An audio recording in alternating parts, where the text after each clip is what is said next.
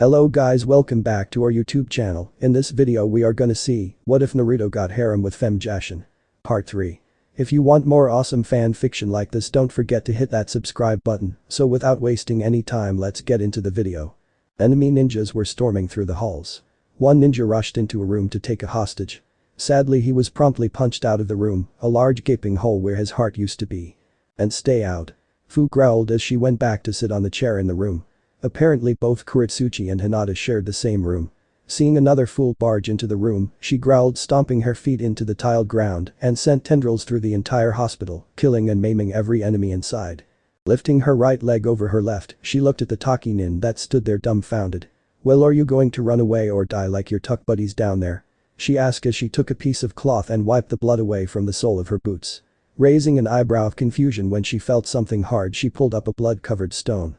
Still ignoring the nin by the door who was still shivering, she wiped it off and revealed a green stone with orange edges. "Nice." She smiled. "Must be one of the unlucky," she commented. "Aki," the nin whispered as he recognized the stone. "What?" the fu questioned, pocketing the item. "That's Aki's," the man repeated. "Your girlfriend or something?" she muttered, leaning back onto the chair. "She was my daughter," he yelled with rage and anguish controlling him. Fu allowed a sadistic grin to slip onto her face. "Oh, don't worry. She's still alive." She patted her pocket. "Inside this stone, of course." "Rah. I'll kill you, you demon bis," he shouted, launching at the seated Jinchuriki. "Kurakami no Yari, spear of the black god," she muttered. A black spear pierced out the tiled ground and through man's chest. "And that is how fools die." She yawned as she picked up a magazine from the ground and began to read. "NGROJ. Tuck," he yelled, lightly slamming his fist into the wall. What the hell was that old man thinking? Obviously he was planning to bring that snake down without any loss from us. Nina stated, leaning against the wall with Erika leaning against her shoulder with a sleepy expression. "But he needed help," Mabui countered. "He may be old, but Hiruzen's tough. I should know," Iniki begrudgingly admitted. "Ops right," Rashi nodded. "If there's anyone that can take on that snake despite his age, would be the Kami no Shinobi. He has fought valiantly," Mei started. "And we will honor his death. Although our villages still do not see eye to eye, let us try." "The Wind Daimyo is going to throw a fit," Yudakata sighed. "Who's to say he's not doing it now?" Yugura questioned. "Let us not weigh our minds with that. We must see if the civilians are in need of assistance," Mishiro advised. The others nodded, agreeing with that. NGOJ. Uchiha Sasuke was many things. The prodigy, the avenger, and his personal second favorite Konoha's last Uchiha. Before his self-entitled true founder of the Uchiha.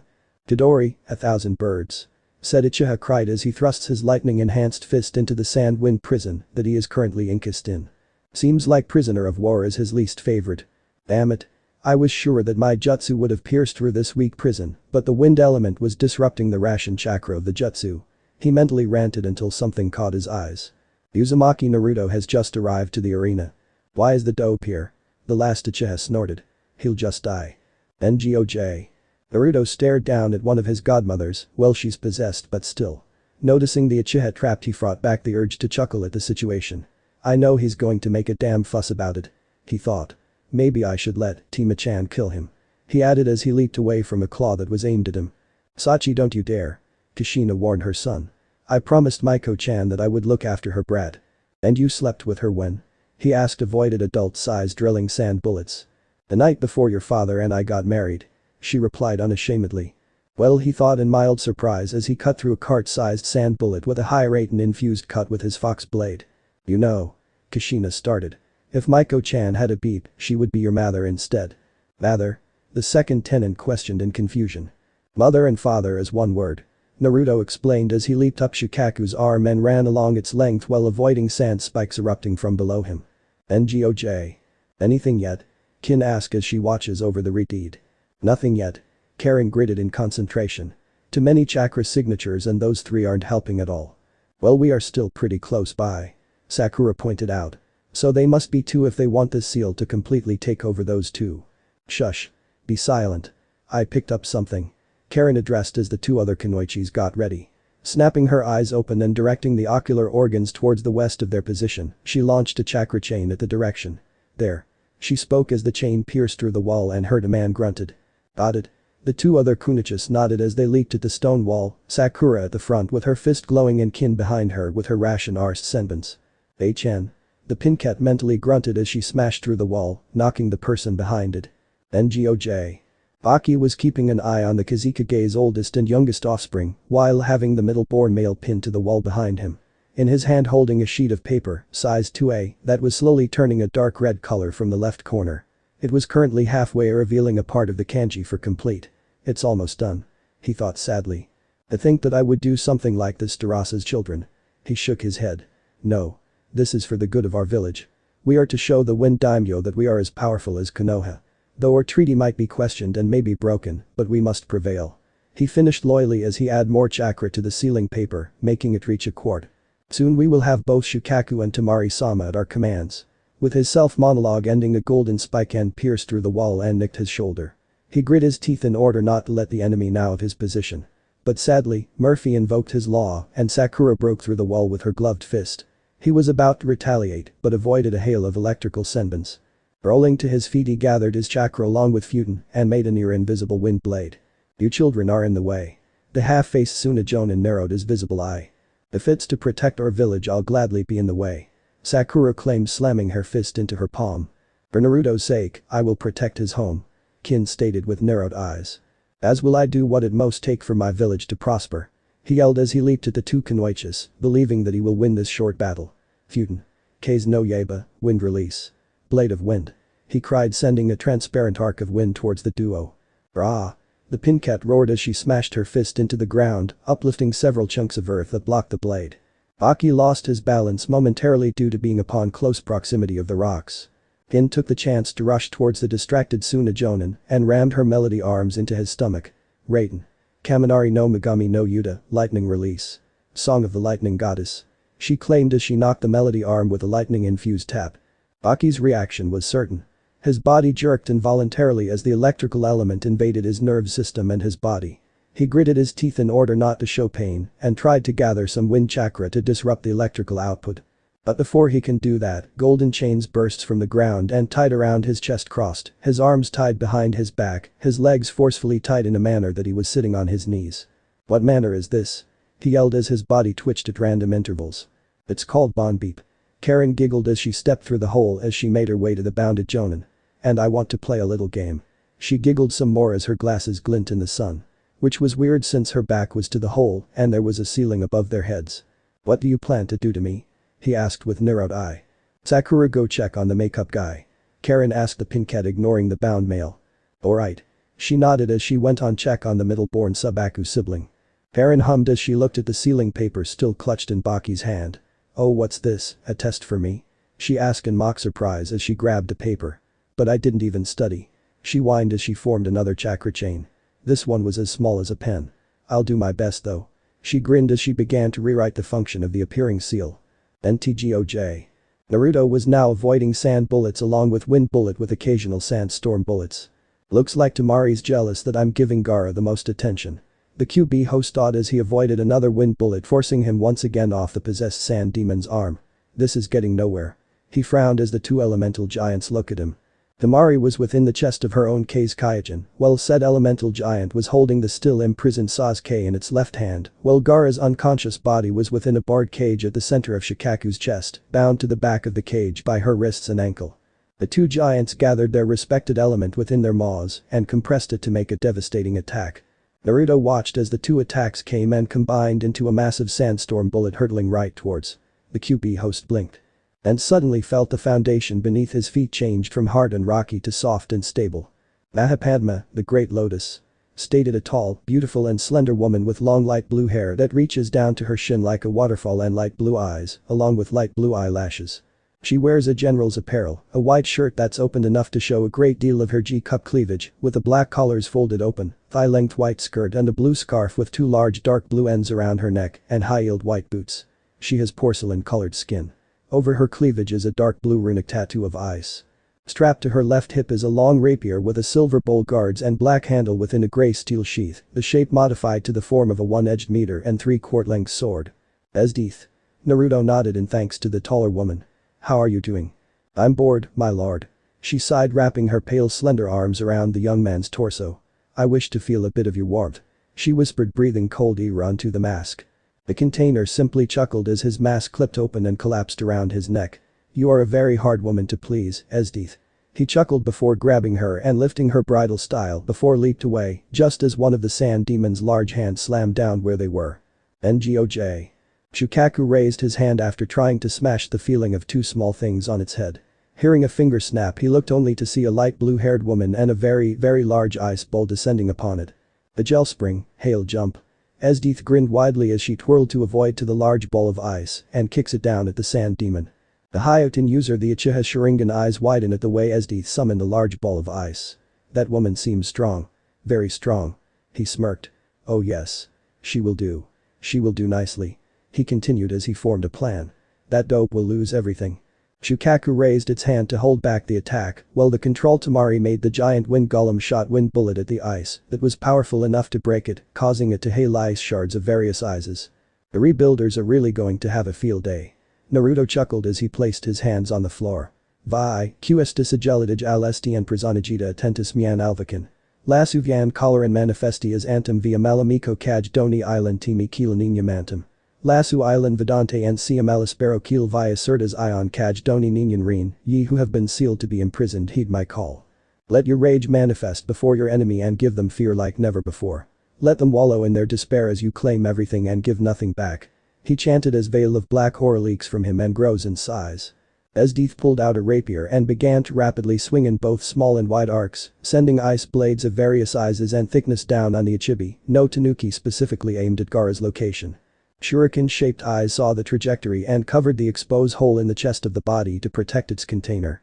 Is this woman mad? The possessed demon, though seeing the wide grin on the still hovering woman's face, as she continued to send volley after volley of ice slashes. It is as if she doesn't care what happens. Illyri Nigra Besto, come forth. Black Beast. NGOJ. Esdeath landed on the roof of a building close to the Colosseum. She watches as a large pillar of pure darkness burst from the ground before the large one-tailed beast. "Watch the power of my lord, you weaklings.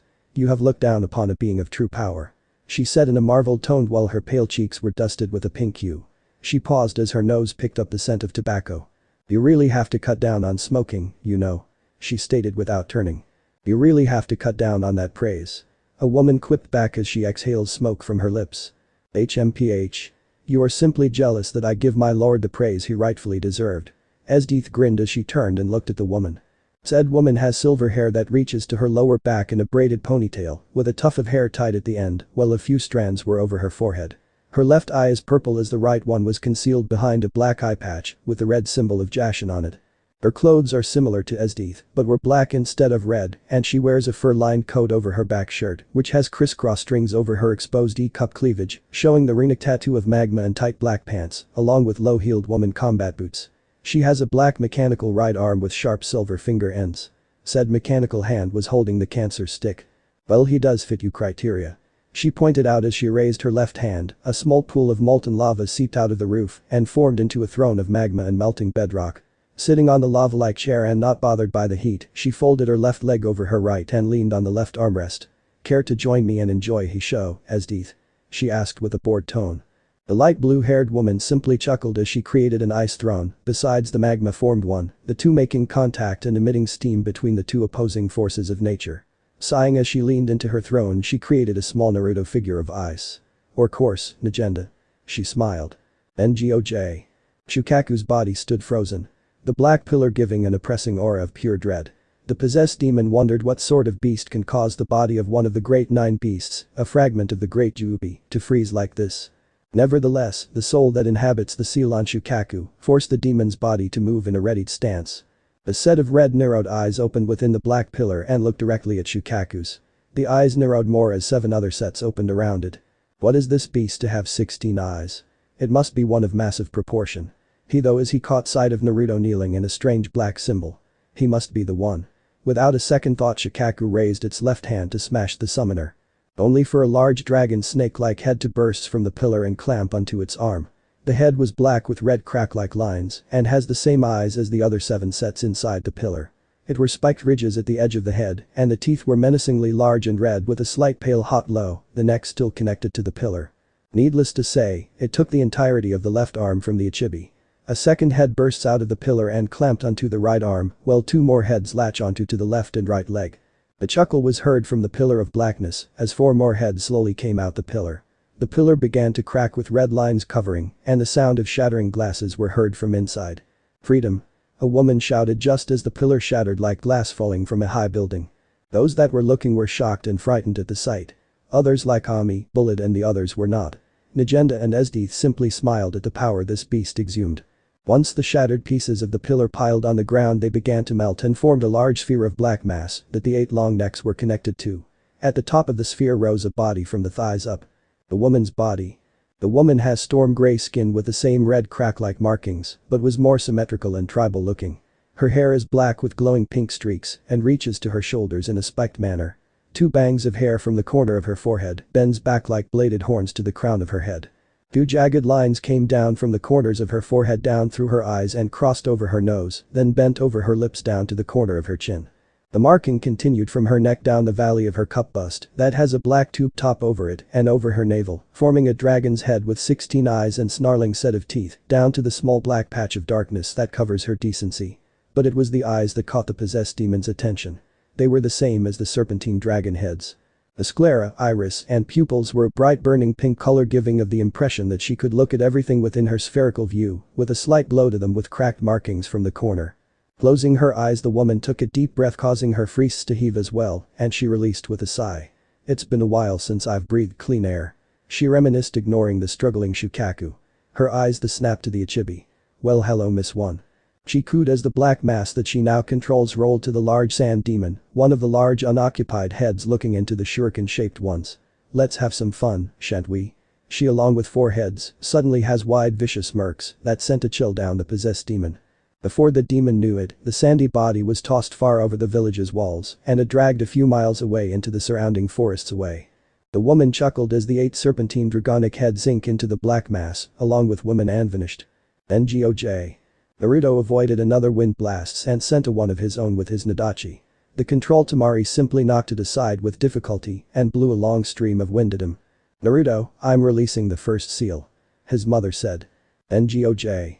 Inside the seal, Kushina's clothing changed as well. She wore a red shoulderless, backless dress with a tattoo of Yoko vertically between her shoulder blades. The dress reached down to her calves with a slit on the left side up to her thighs. Her hair color has changed as well, gaining the black streaks her son has just as her 9 tails. They looked wilder in appearance, but still retained the elegant appearance. Her eyes have also changed, the color being a fiercer red color with white slit pupil, with her sclera turning black. Her whisker marks had also thickened, giving her a feral appearance, as well as 4 more additional markings were added, making them 10 in total with 5 on each cheek. She was also barefooted, revealing sharpened red painted toenails. "You sure about this, Kachan?" her son asked. Kushina simply grinned as she stood from her throne and walked to the center of the room. "Of course I am, Sachi," she said as she channeled her Yauki into the ceiling matrix located below her feet. The Shiki Fuin appeared, but with an additional of 9 separate symbols around it. Clasping her hands together forming the snake sign, she let the Yauki travel the symbol directly in front of her. "Hi," she said as the demonic aura seeped into the first seal and gave a pale green glow. "NTGOJ." Naruto felt something in his being stir while avoiding the barrage of wind bullets the size of civilian houses.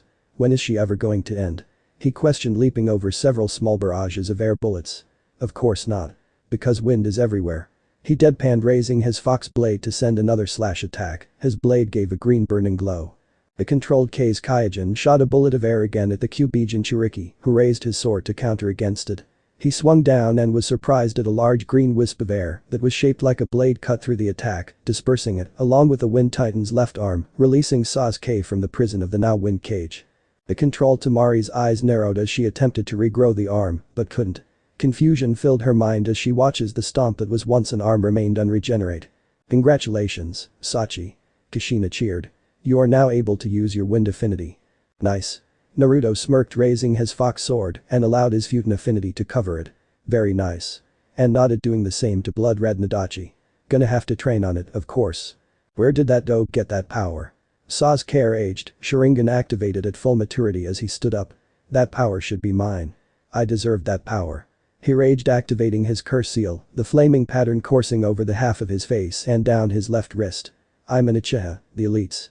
No clanless fool should be stronger than me." He gathered chakra to his left arm, creating another Chidori.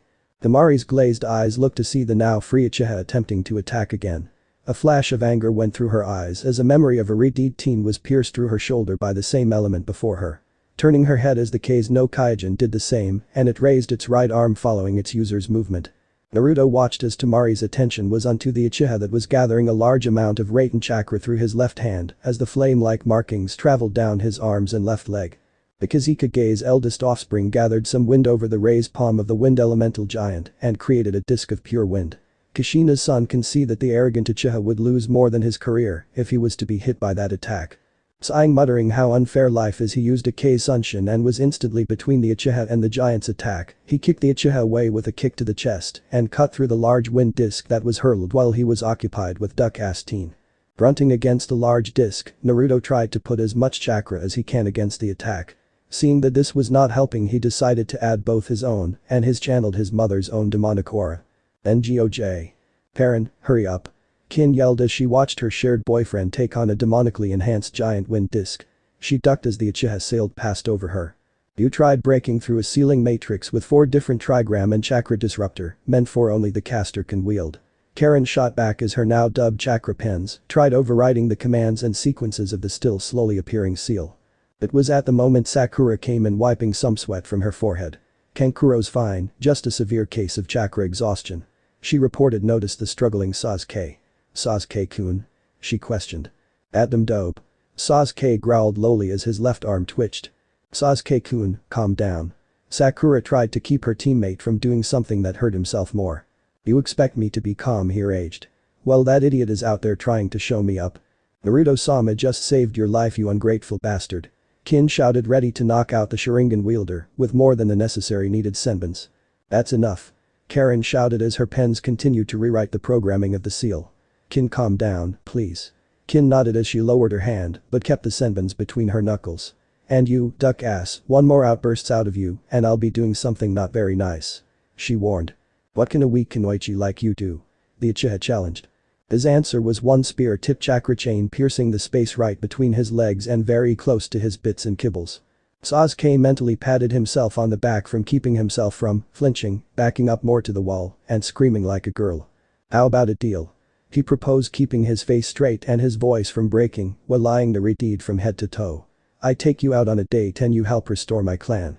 You're clearly stronger than any of the average kunoichis and also very beautiful. He attempted to give a flirting smirk. Karen simply rolled her eyes at the Uchiha blatant attempt taught. Look. I'm going to say this once. I'm no. She paused as her pen stopped writing. The hell? She questioned, now completely ignoring the Uchiha as she pulled the paper to her face. I did it, Tabana. She yelled with a wide grin. She then slapped her hands over her mouth, the paper covering the lower half of her face from the nose down. Haha. You got a verbal tick. Kin teased. Shut up, Kin. The redeeded Uzumaki blurted. Now we gotta get this to Naruto-kun. I'll deal with that. Kakashi stated, landing beside them, blood covering her left arm and some splotches on her shinobi gear. It was not her own, of course. Kakashi-sensei? Sakura asked. The one and only woman that covered a good portion of her face. She replied with an eye smile. Good. Karen nodded as she handed the silver-haired kunoichi the rewritten sealing paper. Give this to Naruto-kun and tell him to place in Angara's seal. And does he know where the seal is? The older kunoichi asked, taking the new revised seal from the younger. Karen crossed her arms as she closed her eyes in concentration.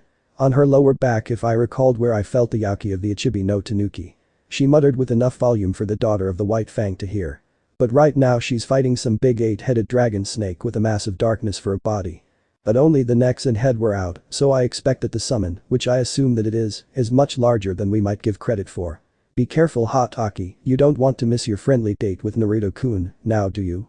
Kakashi nodded, accepting the side mission and vanished via wind shunshin. NTGOJ. Naruto sighed as he came out of crater that he made thanks to Temari's wind cannon. Walking out as his skin and muscles heal as he cracked his neck. Okay, that's it. He growled as his eyes shifted to red with slit pupils and his whisker marks darkened and became more defined as his teeth lengthened and jutted from his lips. Temari's K's Kayakin swung its remaining arm down at the QB offspring, hoping to smash it with its pressure-compressed hand. Naruto retaliated by swinging his Nadachi at the hand, cutting it down in half, and was continuing until her reached shoulder. He took careful aim and swung down, bringing a large green wind elemental sword over the torso of the living Jutsu and caught Temari's left cheek in the attack. Shock went through the controlled Hanyu as the jutsu dispersed with a violent rush of wind that blew large chunks of debris and rock over the village. The last thing the Kazekage's eldest child saw was the young man reaching out to her falling form. And for some reason she felt herself reaching out to him. Naruto landed with a heavy thud on the ruined field of the stadium with an unconscious Ibaku no Temari in his arms. My lord. Esdeath and Negenda were suddenly behind the groom of Jashin kneeling with their heads bowed. Esdeath. Negenda. He greeted the silver-haired woman with a nod as he neared them. Take Temari to the room, preferably with someone I trust. He instructed as he handed the older Kunoichi to the mechanical armed woman. Of course. The eye patch-wearing woman nodded as she gently held the younger female. Esdeath. If there are any enemy survivors, kill them. Esdeath allowed a wide bloodlustful grin to mar her beautiful face. As you wish, my lord. She bowed as she made her way to the war-torn village. She's really going to enjoy herself. Negenda commented as she watched her fellow general walk, pulling out a rapier and letting an icy aura around her. Turning back to the QB container, she nodded her head. By your leave. Naruto nodded and watched as the woman simply melt into the ground like molten lava. How she does that is beyond me. He confessed. Hearing a large crash a good distance away from the village, he watched as the possessed Shukaku was being trashed by the black beast. NGOJ. Shukaku's body crashed upon the ruined forest surrounding the village. Getting up as the left face healed by gathering the sand below its feet, it glared hatefully at the woman that controls the 8 dragons like serpentine heads. How can you be so powerful? Thepesis, demonic godmother of Naruto, exclaimed. Oh, I'm not strong. The woman sighed. You're just weak. She exclaimed as one of the heads leaned forward and opened its mouth, a mass of black energy gathering in its maw. Shukaku slammed its large clawed hands into the ground. I will not be denied my destiny. Soon a tsunami, sand tidal wave, Shukaku yelled as a giant wave of sand bursts from the ground and was instantly targeting the 8-head dragon snake. Be buried beneath the sands of time. The sand demon exclaimed as the tsunami of sand was well above the woman's body's head. Nigra Riverido, black stream. The gray-skinned woman laughed as the head released a stream of black smoke that made contact with sand attack. Shukaku was grinning as the sand fall upon the Kyuubi Jinchuriki second tenant. The demon's eyes widened in shock as the mouth was agape and watched as the sand wave began to corrode and rot. That was very beautiful. The woman taunted with a grin. Let me show you my own. Nigra Ondo de la Damned J5 Oj, black wave of the damned ones. She claimed as 4 of the heads spewed out thick smog of black smoke with ethereal face of moaning humans at the stunned Shukaku. Feeling an inkling of a presence behind her body, the portion of the black mass jutted out spikes and whips of the like and was aimed at the vital area of one startled appearing hot Aki Kakashi. Kakashi's arms were bound and stretched to its limit and her knees forced to be bent. Several of those spikes were aimed at her left eye, heart and kidney to ensure a quick death if needed. Picking the paper from the bound Kunoichi's hand, she looked through it. If you weren't my container, love interest sensei, I would have killed you for even coming near me. She mumbled as her eyes scanned over the paper. Nodding to herself, she held the paper to her right just as Naruto appeared via wind body flicker and grabbed the paper. Well done, Karen-chan. He praised the Ritiid Uzumaki's work. Looking at the black beast, he sighed. Kakuju, please release my team, sensei. Of course. She complied as the tendrils and spikes sinking back into the mass that the 3 are standing on. Ah! Shukaku's cries echoed through the forests as it wailed and flailed at the black smoke covering its form. What's happening? The hot Aki Kunoichi asked with wide eyes. She can clearly see the possessed demon was suffering. Ain't past experience of the possessed. Kakujo explained as her upper torso slides to Naruto's thigh and snuggled her face to it. Controlling the mass, her body elevated as she continued to press her body and curves against him until her head rests against his neck. The purr escaping her lips as a pleased growled left the jaws of the 8 heads of the beast as the groom of Jashin rubbed her back soothingly. I'll be going with this now. He whispered to her ears and she nodded as she reluctantly moved away from him and released her hold upon the possessed Ichibi, revealing the giant Tanuki sand demon lying on the ruined forest area.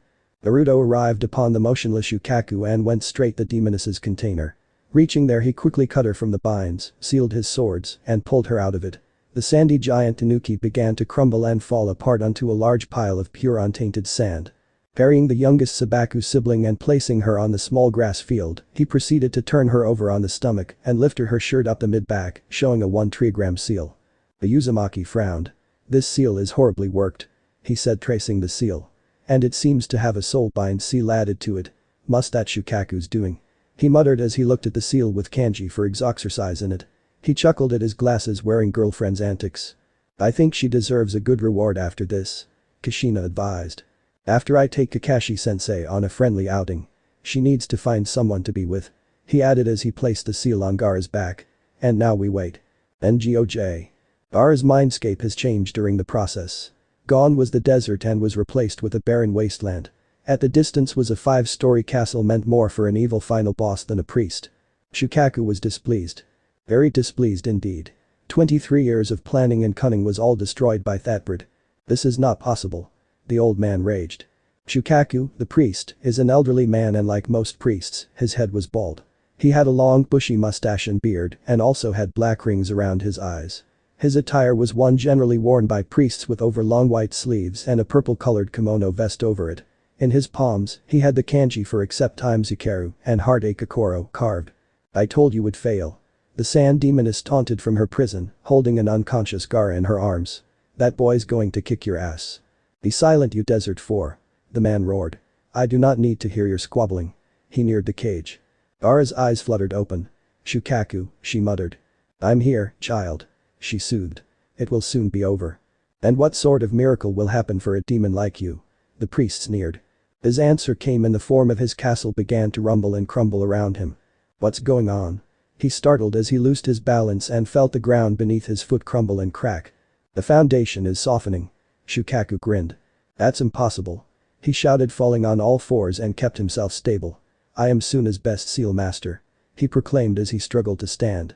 Sand suddenly bursts from behind and formed into a clawed hand. Gasping for breath despite being a soul, he struggled against the hold as he looked at the grinning sand demoness.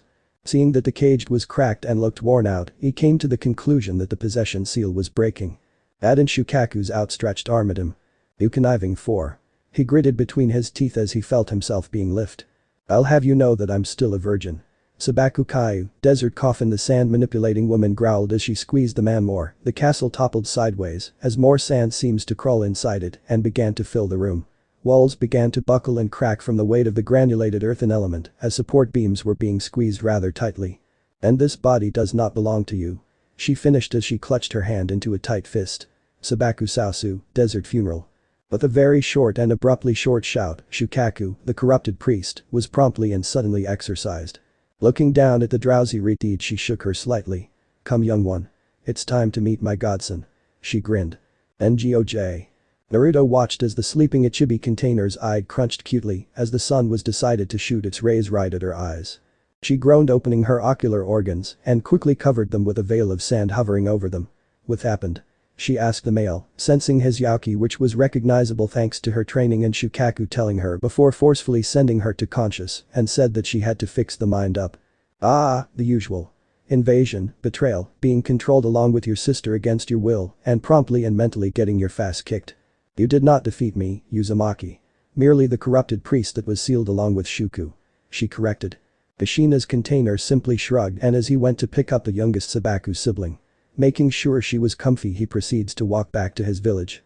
Meh, you win some, you lose some. Gaara simply allowed the sand to move away from her eyes to lock onto her fellow demon containers and did something she rarely did in front of her siblings. She smiled. NGOJ. Damari groaned as she felt her head was aching and throbbing as if she had drunk gallons of sake. What the hell happened? She groaned. I see that you are awake, Sabaku no Tamari-san. A distorted childlike voice caught her attention. Her spine involuntarily shivered at the voice, remembering who it belonged to. Turning her head to the source of the voice, she expected to see the 3-year-old looking shadow Ryovore. Instead, she greeted by the sight of now in appearance 7-year-old Jana. The childlike Ryovore has changed over the 3 months. She was at least 4 feet 3 and was budding an A-cup bust. She clothing still remained the same save for the white markings all over it. Her hands, she noted, has also grown to size that it can grasp a child's head with little to no issue.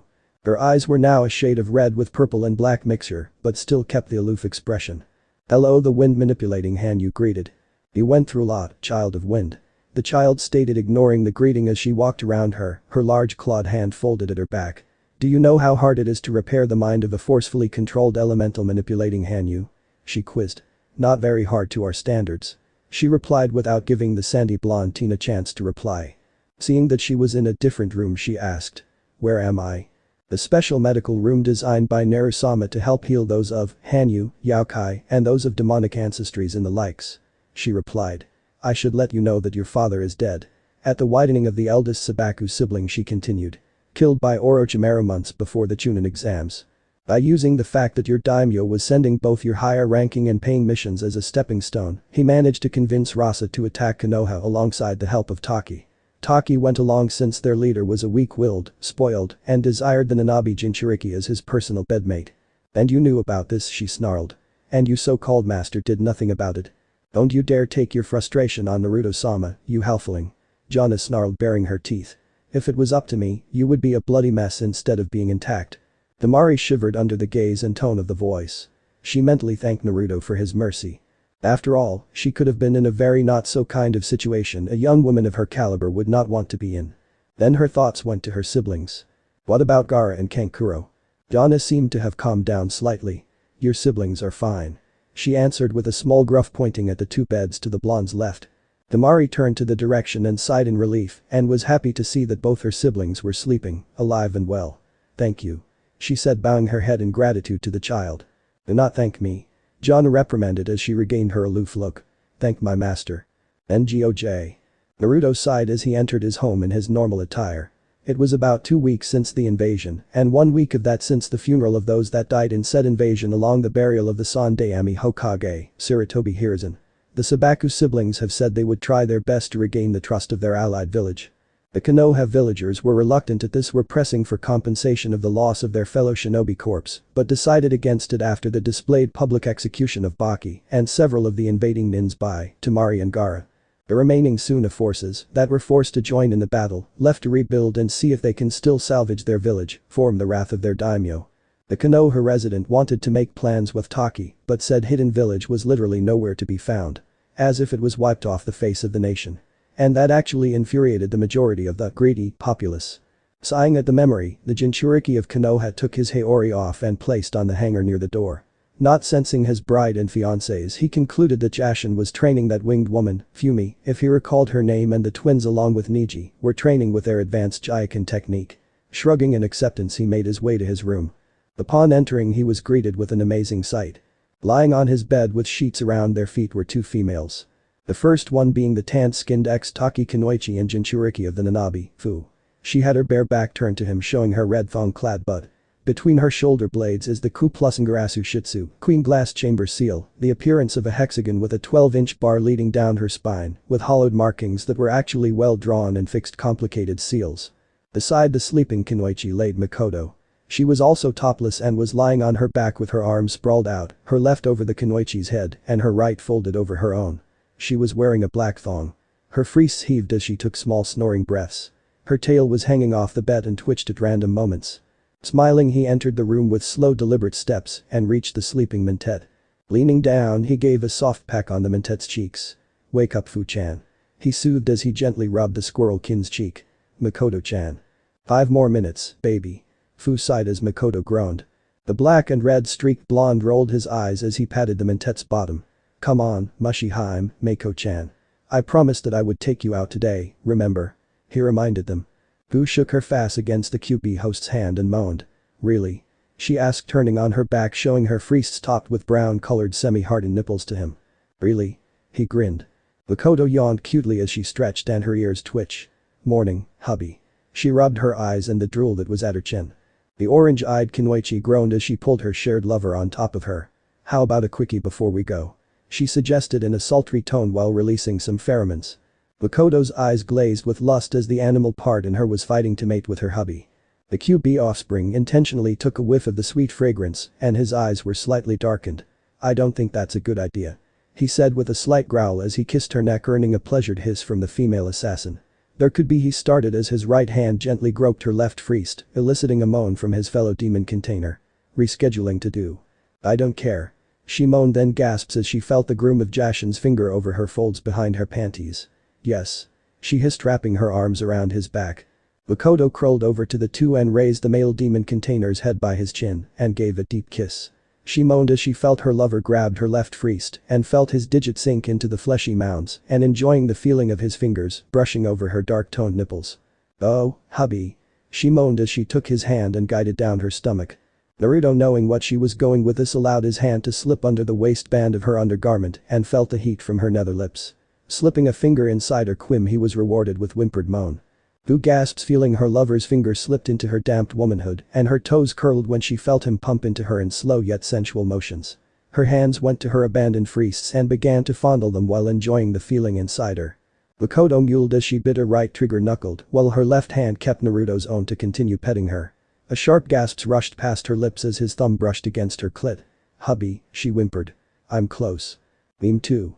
Fu moaned, gasping for breaths. "Oh, baby."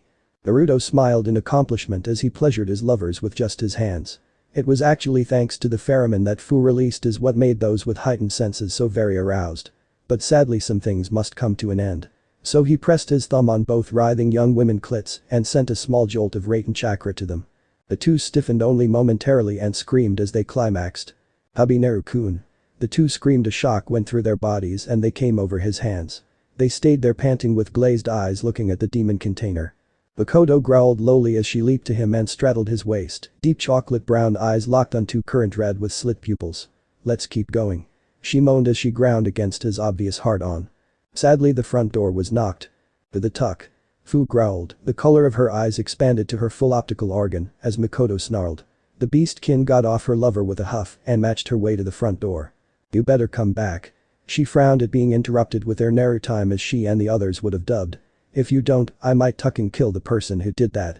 Anbu operative, Nico, was tasked to do one simple thing, locate the Kyuubi Jinchuriki and summon him to the council. A young woman with straight purple hair reaching down to her waist, along with two long bangs that reaches past her ribsage and few strands over her concealed forehead, wearing a porcelain mask resembling a cat with 3 red stripes, 1 vertical stripe on the forehead and 2 horizontal stripes, 1 on each cheeks, stands before the front door of Naruto's apartment.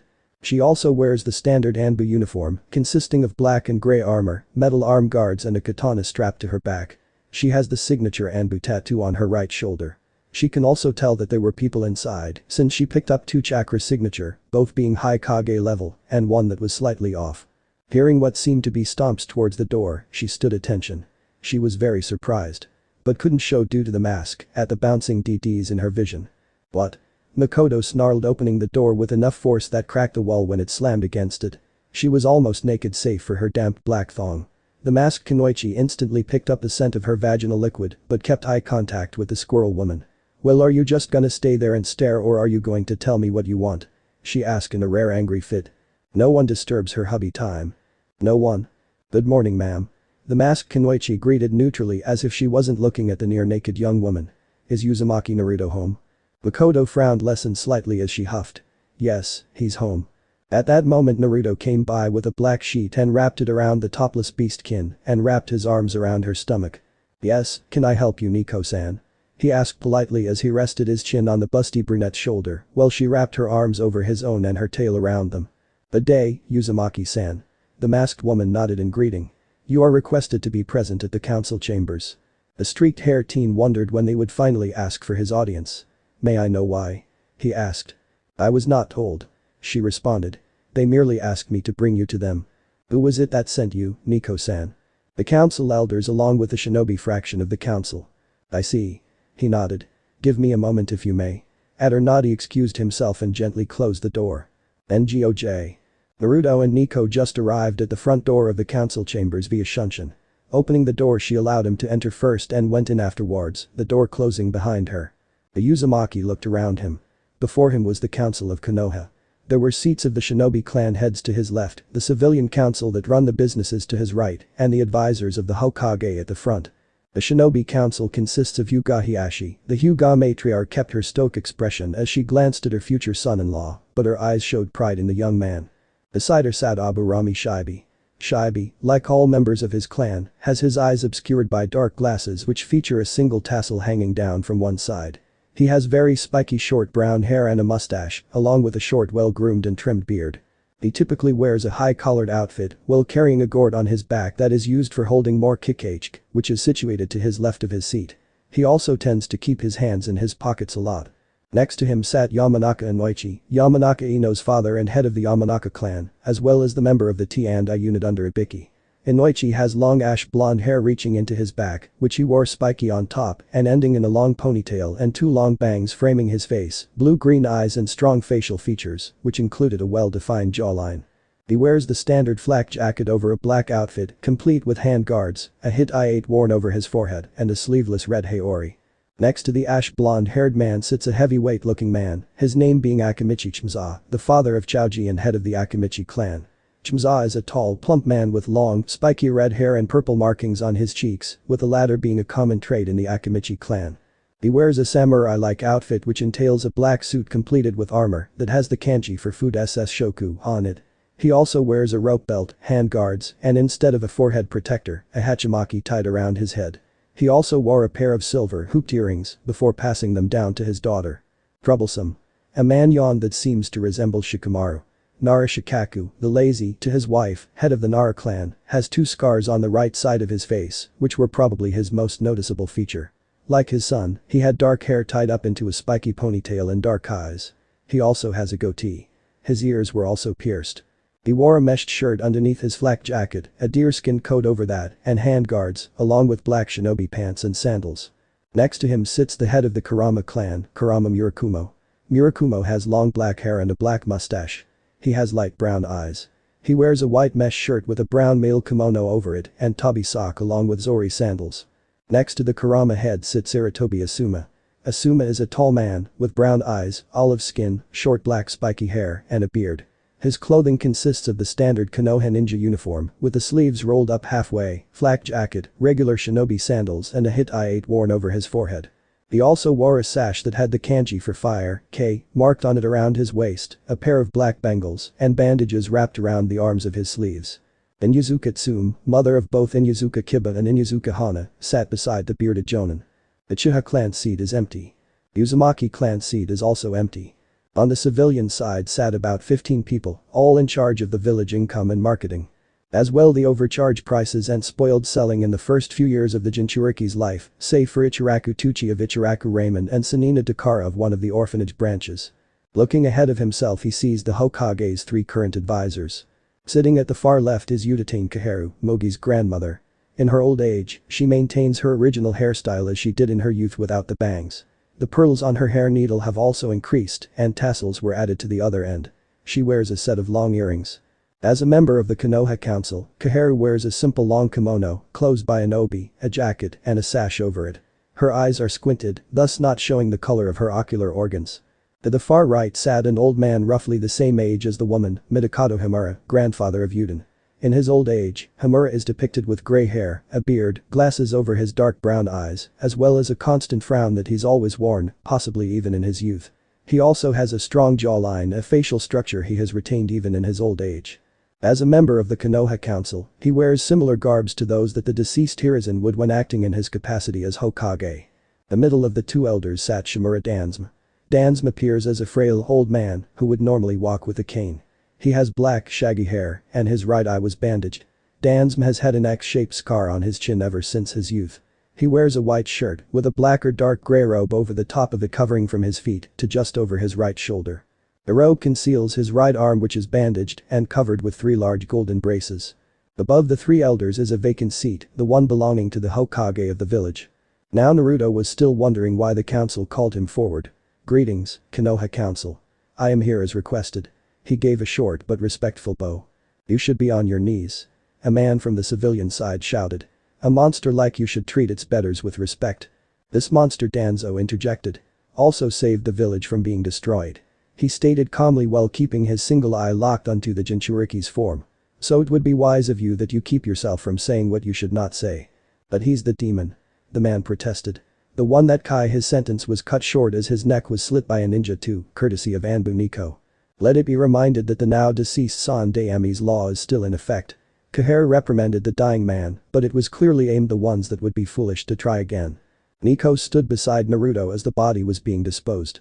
"Genin Uzumaki Naruto," Himura addressed the youth.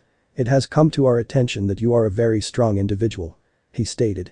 "But that is not the reason we have called you here," Danzo stated. His face calm and unreadable. "As you and everyone else know, we have no Hokage. And we wish to instate a Gondaime. Are there any suggestion, Shimura-san?" The young man engaged to the goddess asked. "We were thinking on appointing Jiraiya," Kaheru stated as a slight expression of grimace crossed her face. "But I decided against it when he made some wrath-oriented demands." "Let me guess. Naruto resisted the urge to scowl. He asked that the kunoichi be dressed in the skimpiest way possible and that all the female sides of the hot springs not be boarded.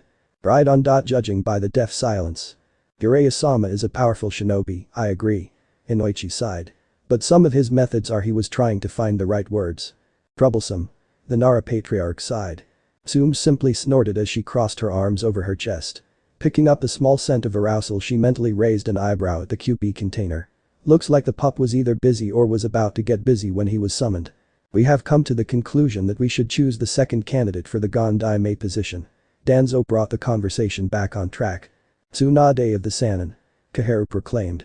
Sheaf of Senju lineage and is the granddaughter of our founder Sho-Daime-sama, as well as the grandniece of Naidame-sama. And why summon me here if it's concerning electing the Gon-Daime?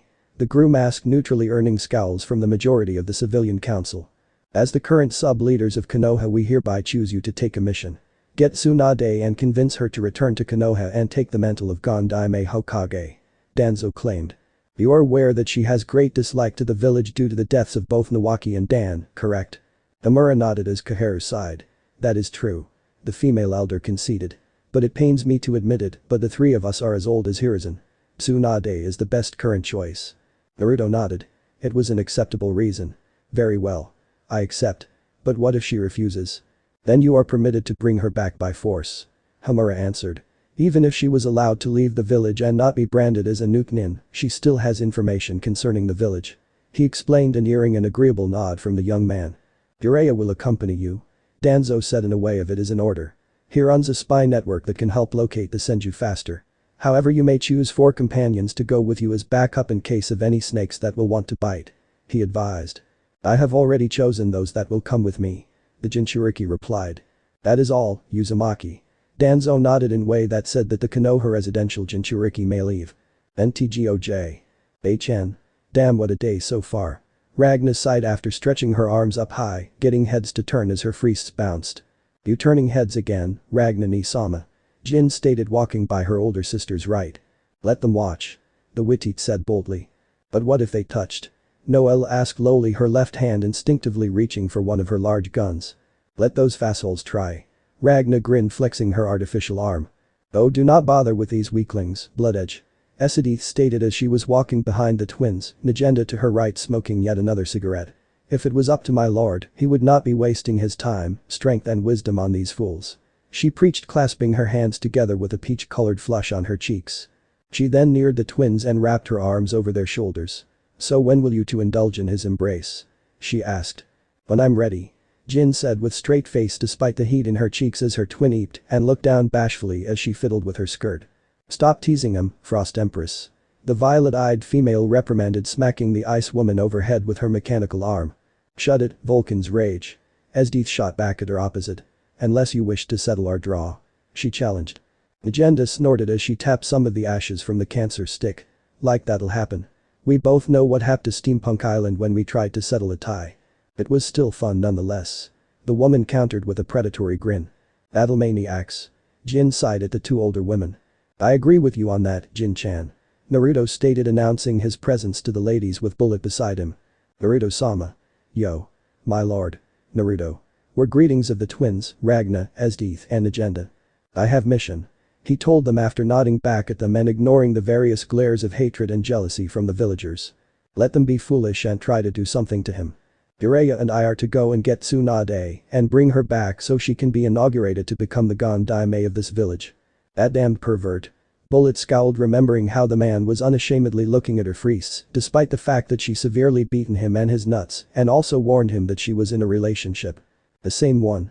He nodded. I am also allowed to take 4 others with me. He looked as the girl's eyes gained a gleam of anticipation. I will choose who comes. Fu and Makoto are already chosen since I did promise to spend time with them. You also don't trust the council with you gone and them here. Jin pointed out, earning a nod from the shinobi. So who will you choose, Naruto? Ragna asked, placing a hand on her hip. Naruto tapped his chin for a few moments. Bullet and you, Ragna. He decided. In the meantime, Jin and Noelle, I want you train in those modes. He advised, earning nods from the twins. Esdeath, Najenda. No fighting. As you wish, my lord. The ice manipulating woman nodded with a small bow. Azama will be doing some research while I'm gone. He nodded. Okay, you two meet me at the front gate in 3 hours' time. Right. NGOJ. Jiraiya was writing up a storm on his notepad. His grin was wide and lecherous as perverted giggles passed his teeth. A small line of blood snaked its way down his lips. As she wrapped her tail around his waist to pull him closer, she can feel his hot rod pressing against her heavenly gate. Whimpering at the intrusion of the life rod, she wrapped her arms around his neck. "Oh Boruto." The pale-haired woman moaned. "Wipe that looks of your face or I'll smash it." Jiraiya's head snapped up and his eyes locked onto gold, then they went down only to meet a boot to the face. "I warned you." Bullet growled as she cracked her knuckles. "That's quite enough, Bullet-chan." Naruto stated half-heartedly with Fu, Makoto wearing a brown cloak over her form, and Ragna standing by him. "Brat, do you know who you're talking to?" The Sannin asked with wide eyes and raised eyebrows. He then leaped a few feet back and pointed at himself. "I am the man whose name makes women swoon in their feet and men shake in fear." He took out his large scroll and slammed it onto the ground. "I am the student of the deceased Sandaime Hokage, Sarutobi Hiruzen. I am the mentor of the great Yondaime Hokage, Namikaze Minato." Opening the scroll and slamming his hand the ground after giving it slight cut, a plume of smoke erupted from it. Now standing on a stone statue of a large toad. His left arm stretched forward with his fingers splayed open. His right hand over his head and his legs stood at the shoulder width. "I am the great Jiraiya-sama of Mount Mamboku." "Hurry up, Toadman." Bullet shouted as she along with the others were ahead of him. "Damn brats have no respect for their elders." He mumbled as he began to walk after them. While staring at the three young ladies' bottoms. NGOJ. Unknown location. "Ah." A man screamed in pain. "I can't take this anymore." "Please calm down, Orochimaru-sama." A man dressed in medwear pleaded. "We have to administer the drug, the pain can be lessened." He tried but his life ended by a tongue piercing his throat. Pulling his tongue out of the dead man, he gritted his teeth in pain as he felt his arms burn in unholy fury. "Damn that old man." Orochimaru cursed. "I'll bring him back to life just to kill him again." He growled, sweat pouring down his face. "It would seem that the pain is much worse than I had speculated, Orochimaru-sama." Kabuto stated as he came from the shadows wearing an Otohita 8 over his forehead in place of a Konoha 1. "You are lucky that you are needed, Kabuto-kun." The snake Sannin hissed in pain. "Just give me the damn injection." Kabuto dutifully nodded and picked up a syringe from the dead medic's hand. Piercing his master's skin and injecting the fluid, he pulled it out and wiped the man's dead arms with some disinfectant. Giving a raspy sigh, he felt the pain settle to throbs. "I have to get these damned arms healed," he hissed. "We have gathered the best medic nins that you can ensnare, but none of them have the talent to completely heal your arms, even myself." The right-hand man begrudgingly admitted. "But I know Summonuo can." The snake Sannin allowed a pain-filled grin upon his pale face. "We just need to give her the right motivation." Kuyuyuhuhu. NGOJ. Jiraiya had a frown marred onto his face. It has been about 7 hours since the departure of the village, and him along with group were walking along the dirt road. His eyes roamed from one youth to other. Fu is the current Jinchuriki of the Nanabi Kabutamushi. Her hair being a mint green color and her eyes was a solid orange. Her caramel tanned skin gave her body an exotic glow. She's currently wearing a green tube top under her fishnet shirt and white knee-length pants with green root-like designs. Sure wears an orange clip over the right side of her forehead with her /Taki Hitai 8 worn around her neck. She wears white glove that reaches to her elbow with shin guards that stops just below her knees, along with black shinobi sandals. Reports from his spy network that he managed to get inside the vanished hidden village stated that the demon container was not treated well. In fact, there were moments when assigned spies had to step in and stop the beating and unfair treatment she was receiving from the idiot villagers. He also had a female member to keep an eye on whenever they tried to rape her. He was glad that she kept her guarded. The Sannin scowled. No one, no matter their origin, should suffer like that. His eyes then locked onto next person, Bullet. Upon first inspection, the Sannin noted her bust size was indeed quite large. Even his female teammate would actually stare at them for the slightest of moments. That and she packs a mean punch. His mentally flinch at the phantom pain in his gut.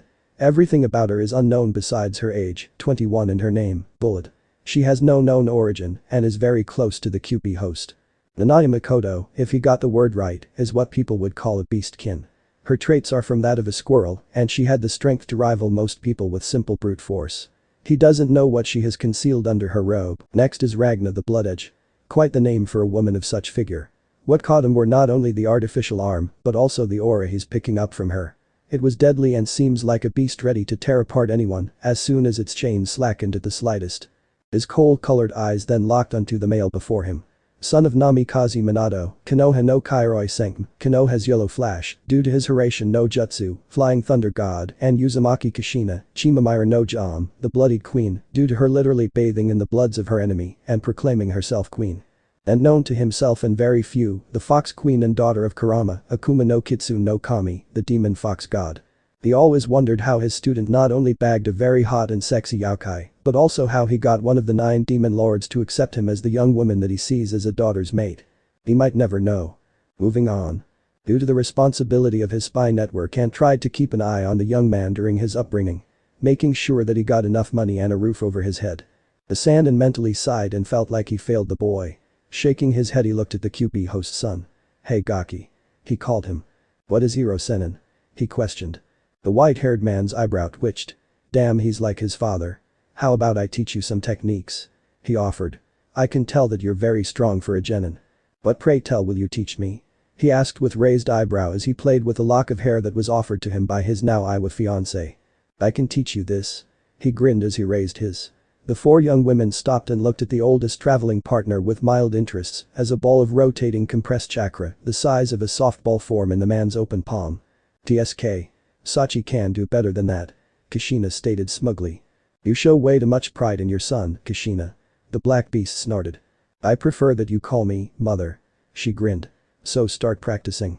This is called the Rasengan, spiraling sphere. It is an advanced chakra form manipulative technique created by the Yondaime Hokage. This jutsu and along with the Hiraishin, Flying Thunder God. He began and then he vanished via Shinshin and was instantly before a tree and slammed the sphere into it. Rasengan, spiraling sphere. He cried, shoving the attack deeper into the bark like a drill, sending splinters and small pieces of wood everywhere. After dispersing the technique he turned and grinned smugly proudly as he turned and the tree fell behind him. "Impressive, huh?" he questioned as he stepped to them. "I admit it is a devastating technique." The groom of Jashin commented as he continued his walk along the dirt road. "But I know that technique already," he confessed as he raised both his hands and gathered chakra over both his palm. In his left palm formed a black ball with a white ring around it. In his right palm formed a blue swirling sphere. "The one in my left hand is called an Amari, menacing ball, a powered-down version of a Bijuadama, tailed beast bomb," he explained. Jiraiya, who was walking at his right behind the youth, nodded. He remembered when Kushina used it against him when he accidentally walked in on her while she was changing her clothes. Boy, did he wish he could do it again. Mentally shaking his head he was able to catch Naruto when he explained further. This was made through Yaki concentration. Being a Jinchuriki and a Hanyu has both its positive and negative perks. He smiled. "Fu, I will teach you this move during this time being." Getting an excited nod from the Mentet he turned his attention to the Sannin. "As for the famed technique of the Yondaime, I have already mastered it," he stated gesturing to his right hand. "I have also taken into consideration to adding an element to it," he stated as he dispersed the Amari and concentrated on the sphere in his right palm. He group watched as small wind blade began to swirl around the blue swirling ball and was giving a small ringing sound. Makoto's ears flattened at the sound. As the blade began to grow bigger, the sound began to increase. And then abruptly the technique burst, taking Naruto's hand with it. "Now as you witnessed." Naruto sighed as his hand regenerated. "The move is unstable. I have make 2 separate sources together and maintain the contact. I could help you with that," Jiraiya proposed. "I thank you for the assistant, Hiro Senin." He grinned. "Damn it, Gaki," he cried. "NGOJ." A light-skinned woman of average height with brown eyes and straight blonde hair with a blue diamond mark on her forehead. Her hair is waist-length with shoulder-length bangs framing both sides of her face. The woman is in her 50s. However, she maintains the appearance of her younger self. She has a slender frame. She wears a grass-green haori with a kanji for Gambalai cake written in black on the back inside a red circle. Underneath she wears a grey kimono-style blouse with no sleeves, held closed by a broad dark bluish-grey obi that matches her pants.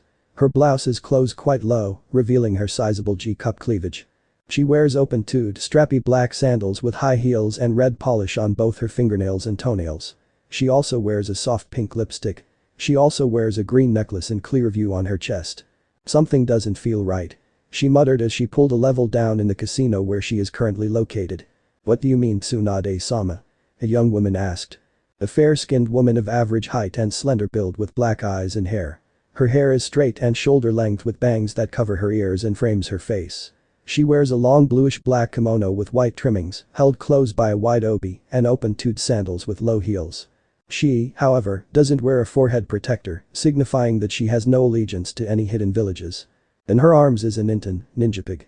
She is of a light pinkish color, much like any other ordinary pig. Her cheeks blush in a darker shade of the same tint as her skin. She is wearing a pearl collar and a dark red jacket. "Yuhi?" she questioned. "We need to go," she said as she stood. "Why?" the younger woman questioned. Upon the sound of the dinging, her head whipped to the slot machine. All 3 slots bore the number of 7. "Something bad is going to happen, Shuzun." She narrowed her eyes.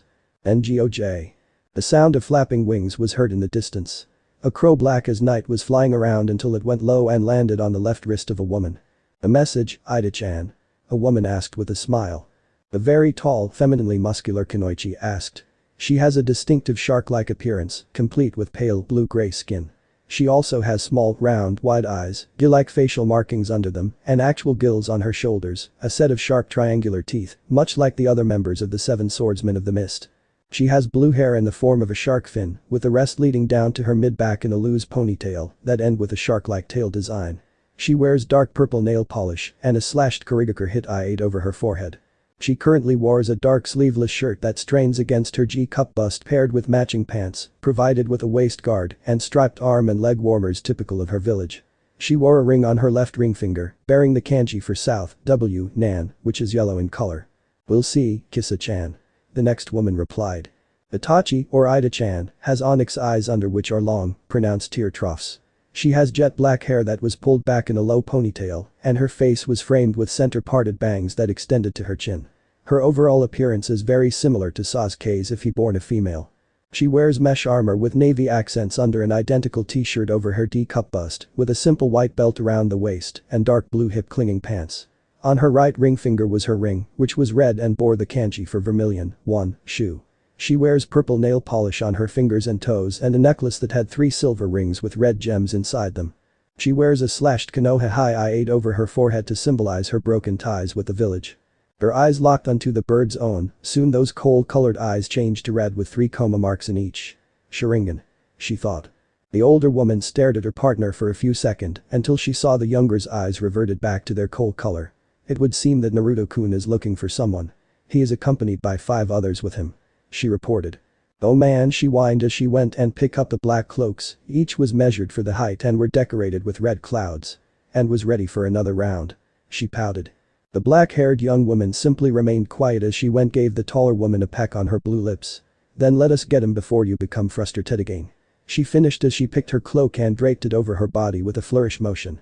"You're a tease, you know," the older woman stated as she herself placed her cloak over her form, the garment opening showing her covered chest. "You were always the one that started this, Kurigakure no Kajin, monster of the mist. And I expect you to finish this, Akaimi no Mjo, red-eyed princess," she replied, giving a small peck on the Uchiha's cheek. "Let's go. We have a brat to take and beds to break." Itachi's face flushed slightly and her face gained a mask of indifference. "Let's go," she stated emotionlessly. "Ngoj. We'll be staying here for the small time being to rest and replenish our strength," Jiraiya ordered as he and the 5 youths walk into the small hotel lobby. Bullet stretched her arms and sighed. "Good. I was wondering when we can get some time to train. I'm going to check on Spy Network to see if Tsunade passed by here," he said as he walked away. Following a gorgeous-looking brown-haired woman in a light blue kimono. "Fucking pervert," Bullet mumbled as she rolled her neck. "So what's the plan, hubby?" Makoto asked.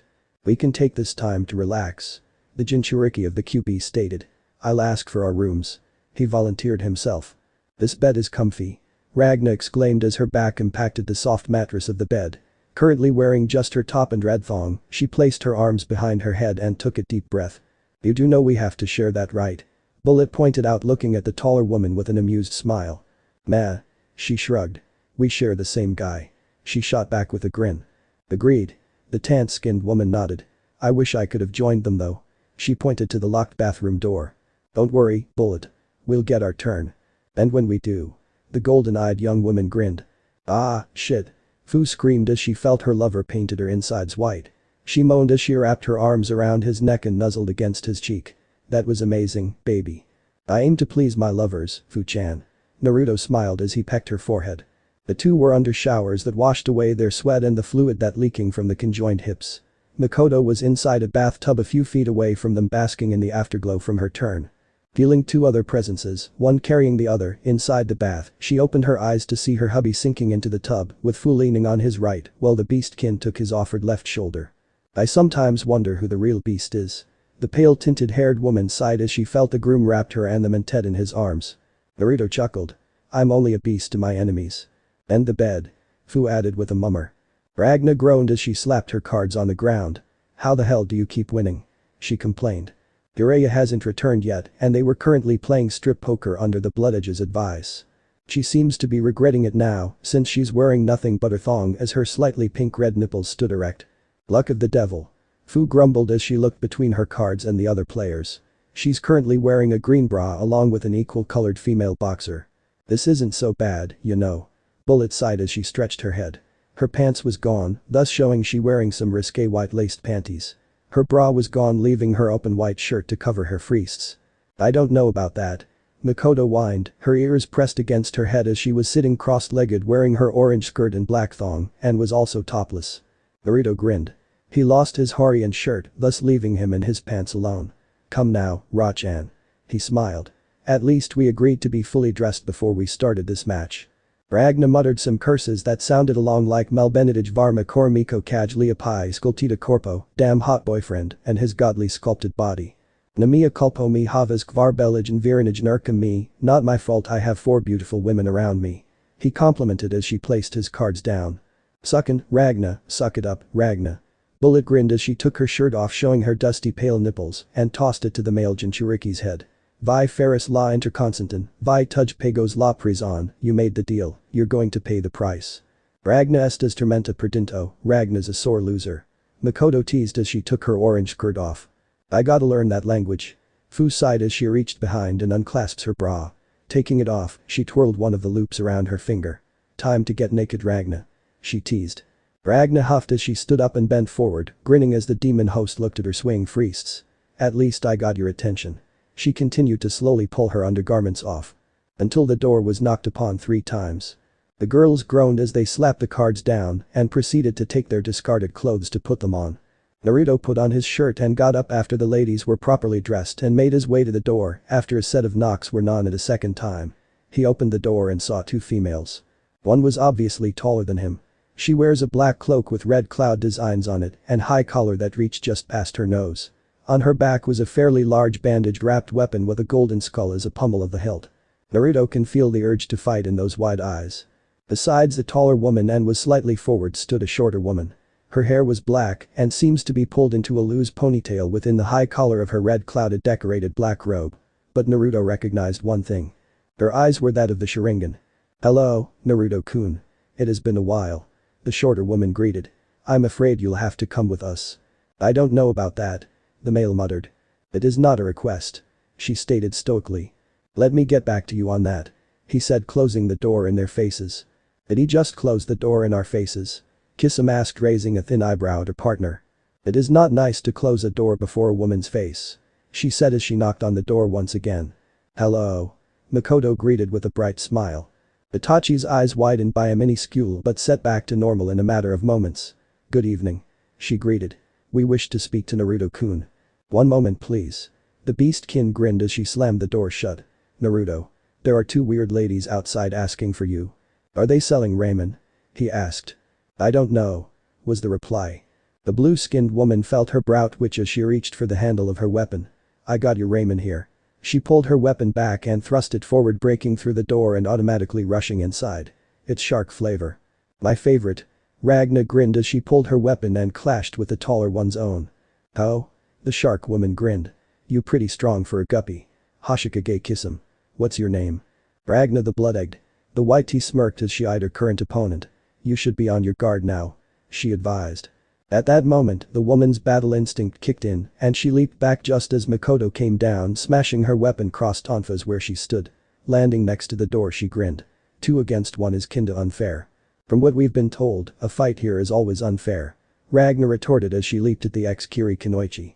Itachi avoided another swing of Bullet's fists and made eye contact with her golden eyes. I don't think so. Fu cried out as she smashed her heel down on the new Kunoichi and her body dispersed into a flock of crows. Shit. The mentet cursed as she watched as the crows gathered and became one Uchiha Itachi again. Will you stay one place? She asked. If I were to do that, I would be hit. She answered, pulling a kunai and blocking Naruto's fox blade. We meet again, Naruto-kun. Itachi. The demon container nodded slightly. Why are you here? What do you want with me? We came for something that you currently have. Sha answered, glancing at his stomach. I see. The streaked shinobi acknowledged. You're after the QB. Sadly, yes. She answered, leaping back just as Bullet tried to knock her head of her shoulders. We cannot get the Nanabi Jinchuriki since she is not our target but someone else's. So why didn't you bring them? Bullet asked, hoping to fight some very strong people. Considering that one is quite violent and the other is prone to be very short-tempered, I would like to avoid the innocents having their lives snuffed out. She replied. Good point. The QB container nodded. We've caused enough commotion. Kiss 'em, we're leaving. She ordered. The shark woman managed to knock both Ragna and Makoto aside with her club-shaped bandaged weapon. Right. I don't think so. Fu yelled before she inhaled a large quantity of air. Hiden. Rinpogakur no Jutsu, secret. Hiding and scale powder jutsu. And sprayed a quantity of fine powder from her mouth, which due to its luminous quality, shines brightly that it nearly blind the two Kunoichis. Kisum, cover your eyes now. The older Sharingan wielder exclaimed as she does the same before blowing a seal's katen. Msenka no Jutsu, fire release. Phoenix Age fire jutsu. Fu seeing this cut the technique to warn the others. Shit. The powder's explosive. Move now. The room exploded and the five leaped from the third floor onto the streets below. People and civilians ran in fright as the small debris fell among them. Fu panted, being the closest to the explosion, and inhaling the smoked fumes did not go well with her lungs. Thankfully, due to her Jinchuriki status, Xiaomei purged it out. Damn, my lungs burn. She complained. It would seem that our meeting must come to an end. Itachi stated as she, along with her sword-wielding partner, landed a few feet before them. I don't think so, Doten. Yomi Numa, Earth Release. Swamp of the Underworld. Jiraiya cried after slamming his palms onto the ground. The ground beneath the two Kunoichis broke down and instantly turned into quicksand. Uchiha Itachi. Jiraiya said with narrowed eyes. You have a lot of explaining to do after the shitstorm you caused in Konoha. We will leave the Q's and A's for another time, Jiraiya-sama. The Kunoichi replied as she looked at the store behind the group, sensing no life inside. She proceeded to use as plan. Her coal eyes turned to that of Sharingan once again. Then it changed to its second state. The coma marking stretched and turned until it was designed like a three-way spiraling curve around the pupil. Manjikyu Sharingan. She muttered lowly as she closed her left eye as the right one bleeds tears of blood. Amaterasu, Heavenly Illumination. The building behind them suddenly bursts into a blaze of black flames, the color of night. Jiraiya gasps at the sight and looked back just in time to see the two nuke nins vanished in a misasuntion, water body flicker. Damn. Ragna spat at the ground as she stabbed her weapon beside her. What a waste. Bullet chuckled while flexing her fingers. Don't worry, we'll get him next time. Yay. Makoto cheered. We won. Fu simply looked at the burning building, intrigued by the dark-colored flames. Fascinating, isn't it, little larva? She heard the insect queen within her said. Those flames were said to the very flames of the goddess of the black sun herself. How these miscreants were able to harness such abilities is beyond me. The Mentet was so absorbed into the color of the burning element she failed to notice that she reaching forward towards it. She was shocked out of her trance once Naruto grabbed her wrist. I wouldn't do that if I were you. He stated as he nodded to the flames. The flames of Amaterasu are said to consume all that it touches for 7 days and nights. Even the ashes are at the flames' mercy. Holy shit. She said in awe. Jiraiya stepped up as he pulled out a scroll. I could probably use this for future uses. He thought. Like a very dangerous exploding tag. The QP host suggested. Daki, you are a genius. He grinned widely as he went through a short sequence of hand seals. Come in, fire sealing method. He claimed as he clapped his hands together. A small group watched as a sealing matrix appeared on the open scroll and absorbed the black fire, saving the building in the process. Wiping his brows and sighing, he took the scroll and turned to the five. Let's get some rest. NGOJ. Tsunade-sama, wait. Shizune called the busty blonde. The woman was walking into a town, a casino town, known as Tenzakugai. A district well away from the village of her grandfather's creation. Something's off. She though as she marched by the castle wall, a tourist's attraction, and scowled as she felt a familiar presence. Stopping abruptly as her traveling partner and pig reached to her. Shizune's eyes narrowed. This chakra. So over the years, even with all the sake and gambling, your senses haven't dulled, Tsunade-chan. Orochimaru chuckled as he came from around the corner with a smile while hiding the painful expression on his face. Obito stood behind his master and surveyed the two Kunoichi. Hell, he was even checking if the pig would cause any trouble. Let us be reminded that in the ninja world anything is possible. Orochimaru. Tsunade greeted with a frown. To what do I owe the pleasure of meeting you here? Such a tongue as always, Tsunade-chan.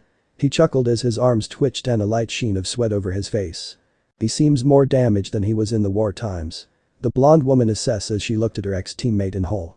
He also seems to be in exclusionary pain. Most like his obviously bandaged arms. Something must have happened to have made them obsolete. I'm going to be frank with you, Tsunade. The Konoha trader sighed. I need my arms fixed. Better sooner than later. Oh? The woman raised an eyebrow as she crossed her arms under her fists. And why exactly should I help you? So I can finish what I started, destroy Konoha. He replied with a painful shrug. What? Shizune gasps.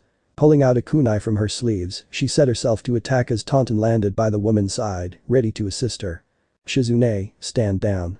Tsunade ordered, but her eyes were kept on the two men before her. The dark-eyed woman gasps. But Tsunade-sama? She questioned. Now, Shizune. Shizune silently growled as the kunai slipped back into her sleeve, but kept her guard up nonetheless. Taunton still remained on her attack stance. Those two didn't even flinch when Shizune was ready to kill them. The blonde's eyes narrowed.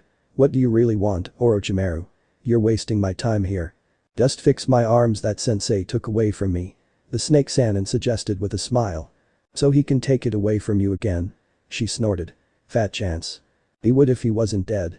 He confessed, getting a wide-eyed shock look from the wandering Konoha Kunoichi. Stabbed right through the back with the kusanagi. He chuckled.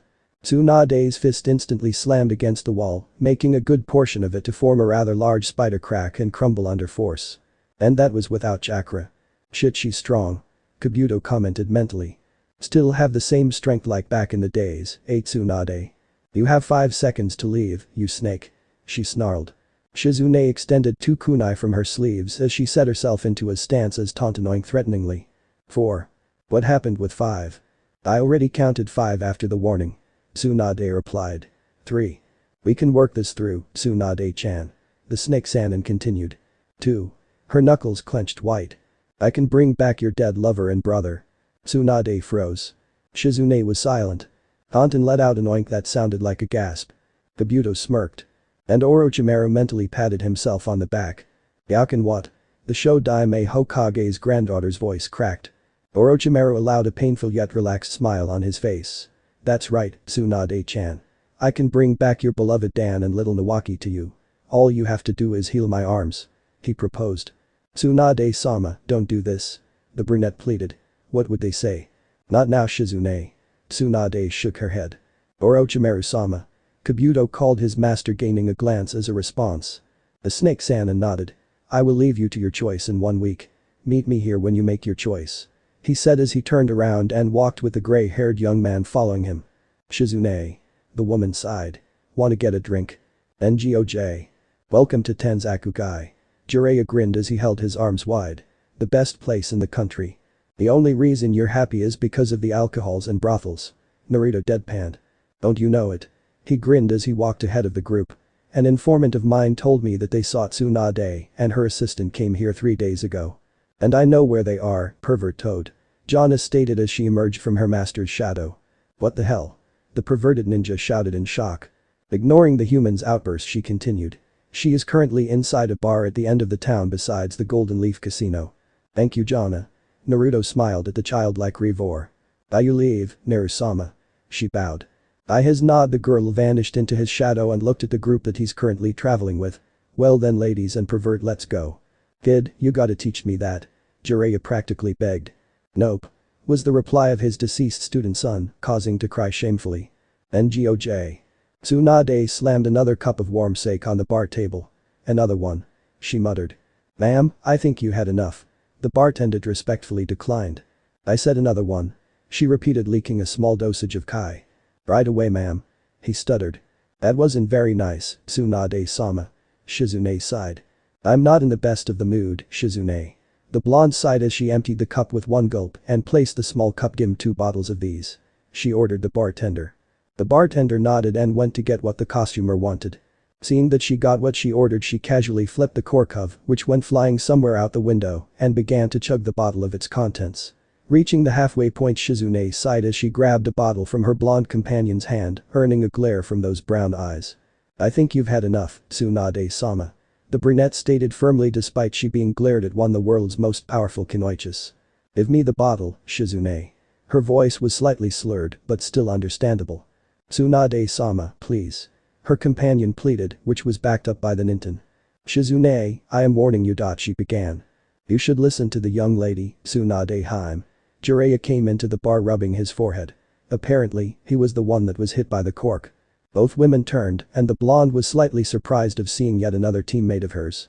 "Jiraiya, what do I owe this pleasure?" She frowned.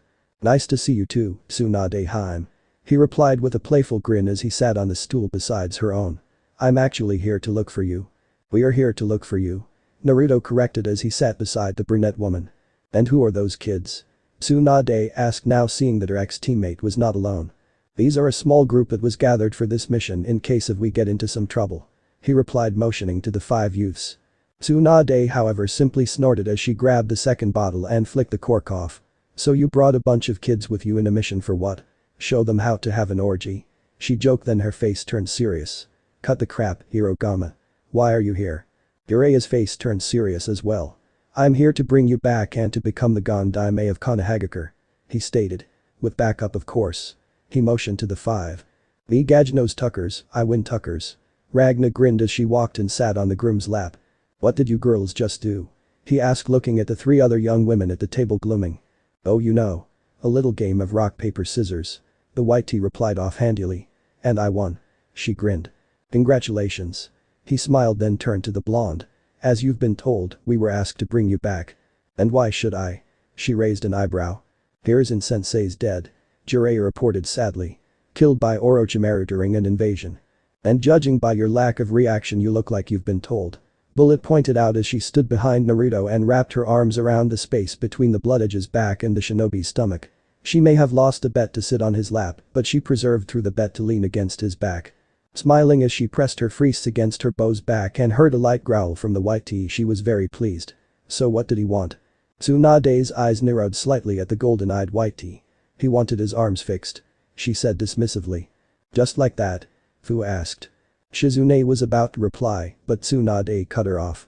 "He gave me an offer to join his ranks as second in command," she lied. "Rather than be a leader instead?" Naruto raised an eyebrow.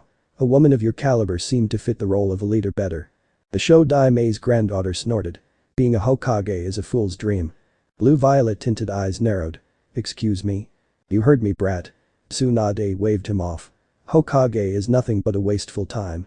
Just a bunch of fools doing nothing and gaining nothing." "How dare she?"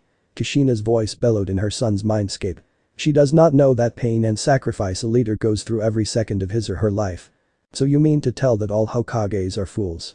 he questioned neutrally with a straight face of a professional poker player. "That's what I said," Tsunade replied. The young man leaned a bit back more, resting his head on Bullet's cleavage. Ragna leaned back onto him. "Then that means you believe that both your grandfather and granduncle are also fools then?" Seeing the woman was about to reply, he continued.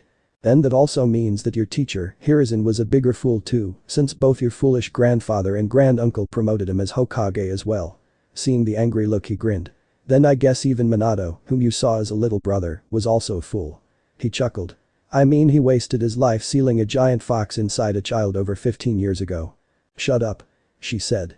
"That would make all Kages from the other villages a fool too, I guess.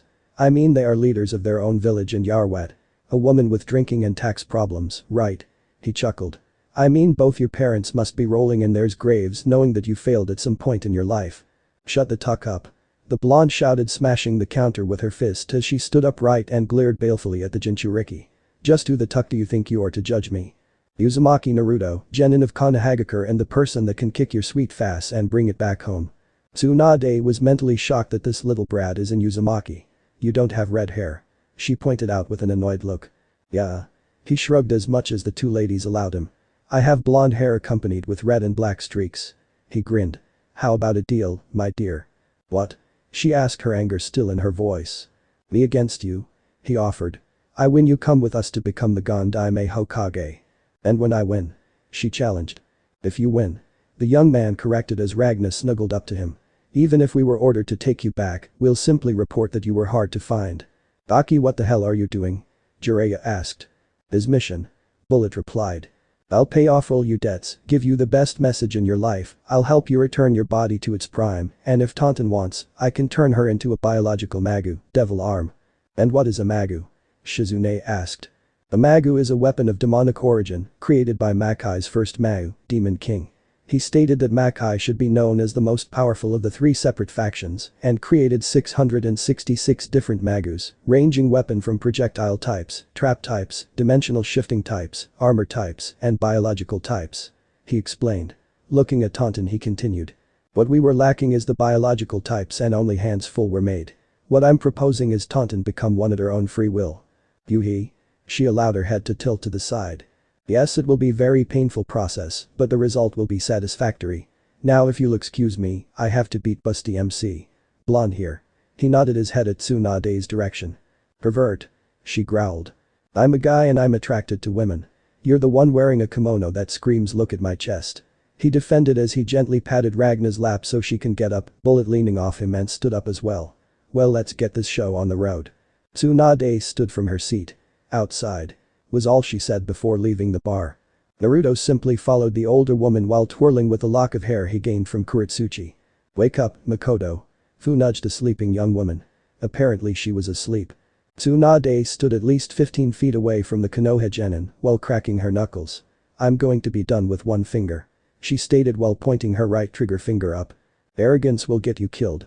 The QB's offspring lectured as he took his Haori off and Fu took it. This brat really pissed off Tsunade Haim with what he said earlier. Jiraiya cited his deceased student's son. She had no rights to insult the very position that your student and her family was a part of. Bullet defended. I know. The white-haired man sighed as he pinched the bridge of his nose. This looks like fun. Makoto smiled widely as her tail swayed from left to right in an excited manner. Keep your tail in one place, Mako. Ragna sighed as she folded her arms over her fists. Tsunade-sama still looks angry from earlier. Shizune noted seeing the veiled anger in those brown eyes. Buhi. The Ninten nodded in the brunette's arms. You ready, brat? The wandering Kunoichi challenged. Bring it, Bachan. The demon host replied. What are the rules? I'm not that old. She countered before she launched herself with a decent speed and her right fist beat back. First one to get a successful blow wins. Naruto's head bent to the right as the older woman's fist brushed his nose. Ducking he managed to throw his left elbow aimed at her stomach. Tsunade responded by lifting her left hand to grab his joint and quickly raised her right hand to flick his forehead.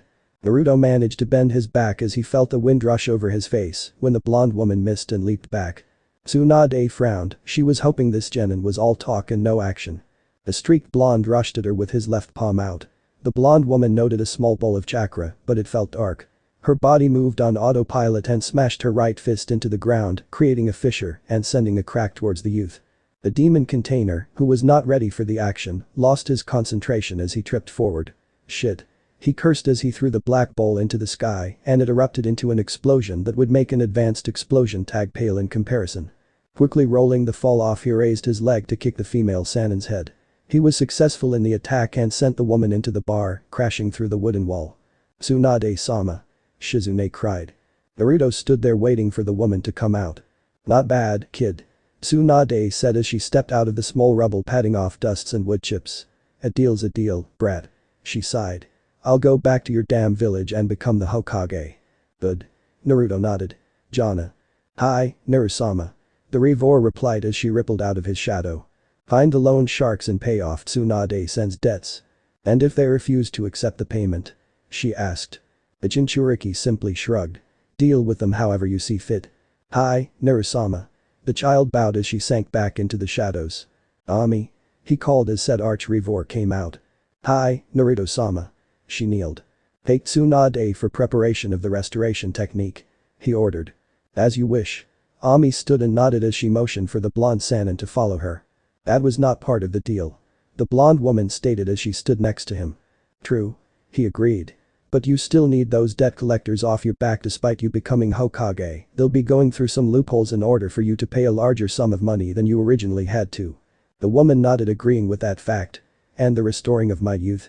I don't like when people I'll be getting friendly with hide behind an illusion. He simply shrugged. Tsunade said nothing and proceeded to follow the reincarnated Ami. Naruto-san? Shizune asked hesitantly. Naruto is fine, Shizune-san. The streaked blonde smiled. Hi. She nodded. It's concerning Taunton. Did you make your choice? He directed his gaze to the pig. Yuhi. The Ninten saluted with her right hove. Very well then. But we'll make the preparations in a separate location after we deal with this mission first. True. Jiraiya nodded. Tell us what Tsunade and Orochimaru talked about. Shizune sighed. Very well then. NGOJ. Tsunade groaned as she opened her eyes. She felt different, but not in a bad way.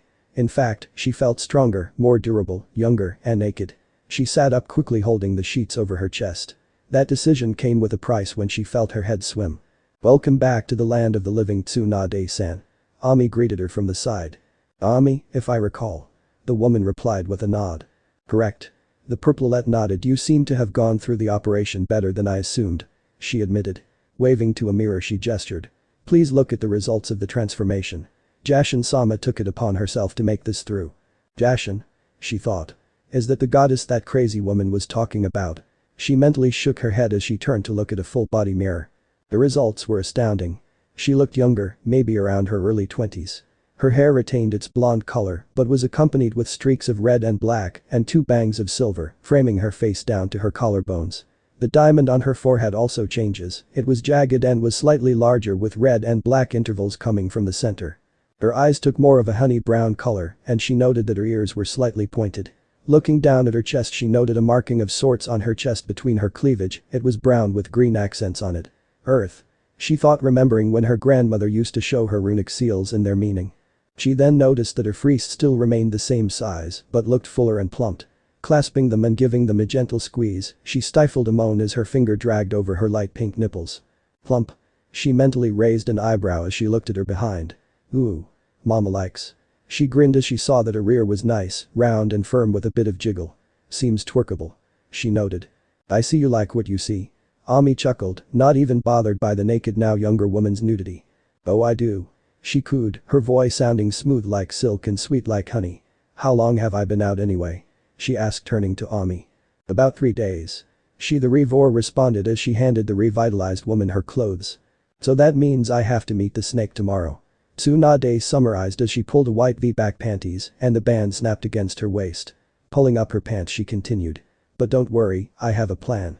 She stated as she picked up her white bra and placed her arms through the loops. Folding her arms behind her back and clasped the clip located there, she then placed her hands onto the cotton cup and fixed her frieze in them so that she felt comfortable in the fabric. How do you intend to deal with him? Ami asked. Oh, that's simple. The transformed future Gon Daime said as she just fit her kimono top on and tied the blue obi sash over her stomach. I'll just screw his arms up even more. She shrugged as she draped her haori over her shoulders. NGOJ. Tsunade was approaching the meeting place with Shizune by her side and Taunton in the brunette's arms. The blonde was thinking on how to fix Konoha's pest problem. I have to deal with civilian faction. She thought absent-mindedly. Ah, so good for you to reach to our appointment, Tsunade-chan. Orochimaru greeted the 2-3 if you count the pig. He stood there with his bandaged arms set in slings. Obito stood there ever faithfully by his master's side. And a third person was with them as well. She is characterized by her pale skin, vivid green eyes, soft, facial features, 2 scarlet dots on her forehead, which the blonde peg her as a member of the near-extinct Kagaya clan of Kurigakure, and shoulder-length white hair, which she wears divided down the middle on her head, distinguished by atypical zigzag hair, parting with 2 separate partings on either side of his face. Her hair is long, which is tied in a loose ponytail near the middle of her back. She is wearing a light lavender, loose-fitting, long-sleeved, open shirt that was half-zipped down her slim stomach showing her wrapped H-cup bust, black pants cut off around mid-calf, bandages wrapped around her ankles, traditional shinobi sandals, and a purple rope-like belt tied in an inverted bow around her waist.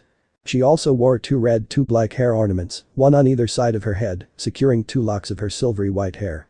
She does not wear an Atagakure hit I-8, despite being in the presence of Orochimaru. At the base of her throat is a curse seal, where it is a circular pattern of 3 curved lines. They seem to have brought some company. Shizune idly commented as she placed Taunton on the ground and casually crossed her arms over her chest. I hope you don't mind that I get another associate of mine. He smiled. Have you made your choice? He questioned. Take a step forward. I'm sure the reward will be very worth it. He remarked with a confident smile. Yeah, go ahead, bring more people to ensure that I do what you want. Tsunade eyed the silent Kunoichi for a moment. I'll help. She sighed as she stepped towards the disabled pale-skinned man. I'll have to remove those straps and wrapping first. She instructed as she did so. She grimaced upon the sight of his arms. What the tuck happened to him? She thought. Orochimaru's arms were in much worse condition than they were. The appendages were black with pulsing purple veins and brown splotches. They looked slightly shriveled despite that they still fit his physique. Well, let's get this started. She sighed as her hand glows a light green color. You better hold your end of the bargain. She reminded him. Of course. He twitched. As the very breeze in the vicinity was stinging his overly sensitive arms. I'll just need to prepare the technique. That is all. Tsunade nodded, showing that she understood him. Her glowing hand was nearing the Nukenin's hand a sedate pace. Obito and Kimimaro kept their eyes on both women, seeing if they would try something. The Odo shinobi's eyes flickers to the blonde Sanin's hand as he saw some red essence in the green glow. Quickly he pulled out a kunai and tossed it, aiming right at the blue diamond tattoo on the older woman's forehead. Tsunade ducked under the projectile and leaped back as Shizune quickly pulled back her left sleeve and fired 3 senbons from her wrist launcher, one aimed at each of the Odo residents. The Odo nin managed to avoid the senbons that was aimed at their throat and pulled out a second kunai, while Kimimaro allowed a bone to pop out of her shoulder and pulled out a 2-feet bone white sword. Hudding his own palm deep enough, he swung his wounded hand at the female Sanin, remembering that his master advised him to use her fear of blood against her. Tsunade, seeing this, moved forward with a speed that put the pale Sanin off guard. So off guard that he felt his chest caved in from the force of the blonde's fist buried there. Orochimaru-sama. Kabuto managed to get to the man and began to heal him. Kimimaro, you hold back the assistant while I heal him. The young woman wordlessly nodded and leaped at the brunette, bone spikes piercing out of her forearms and shoulders. Oh no you don't. Shizune yelled as she spat several senbon from her mouth, aiming at the silver-haired young woman while she leaped back from being swiped. Yeah, we're supposed to be afraid of blood. He gasps. Oh, that old thing. The woman shrugged. I got over it a few months ago when I met this crazy woman. I'm fine now, Kabuto. He told the youth as he stood straight. You're making a big mistake, Tsunade-chan. He frowned. Don't you want to meet your lover and brother anymore? He questioned. And piss them off instead. She raised an eyebrow as she cracked her knuckles. I know the technique that you were going to use is the one created by my great uncle. She stated. I see. He frowned. I guess I have no choice but to kill you. But seeing that you seem to have gotten out of your hemophobia, it will be quite difficult to deal with you. Suddenly Via Shunshin Jiraiya was before his renegade teammate, a blue sphere swirling in his hand. How about adding another phobia, spherophobia? Rasengan, spiraling sphere. The hermit of Mount Mamboku shouted as he slammed the condensed chakra into the wide-eyed snake Sanin's face. Why the hell was I caught off guard? The Sanin thought before he used a Kawarimi jutsu to instantly replace himself with a mud clone he had somewhere hiding, and Kabuto leaping away from the technique. Jiraiya's face crunched in annoyance. You missed. Tsunade idly remarked. Oh, be quiet. He pouted. Kabuto-kun, go help Kimimaro. The disabled man ordered. Are you sure, Orochimaru-sama? The glasses-wearing youth asked as he eyed to the 2 Sanins. Of course. He grinned. But I'll need some help. Kabuto nodded as he bit his thumb and went through 5 hand seals. Shit just got real. Jiraiya exclaimed as both Tsunade and himself went through the same sets.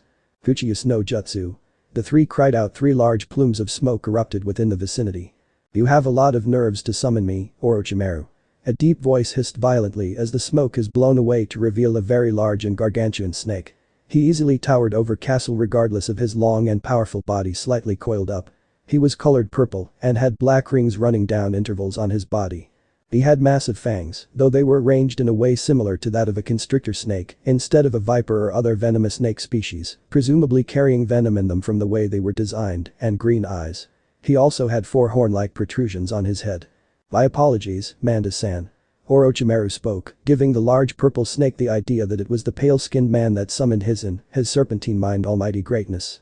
I do not need you sorry excuses, Orochimaru. All I need are your payments. The now-known Manda hissed. Of course. I will have the 100 willing sacrifices ready for you. The snake Sanin offered. I will be facing both the toad and slug. Manda pointed out. Make it 300 or I will leave you pathetic self to these meager fools. 300 it is. The dark-haired man nodded in confirmation.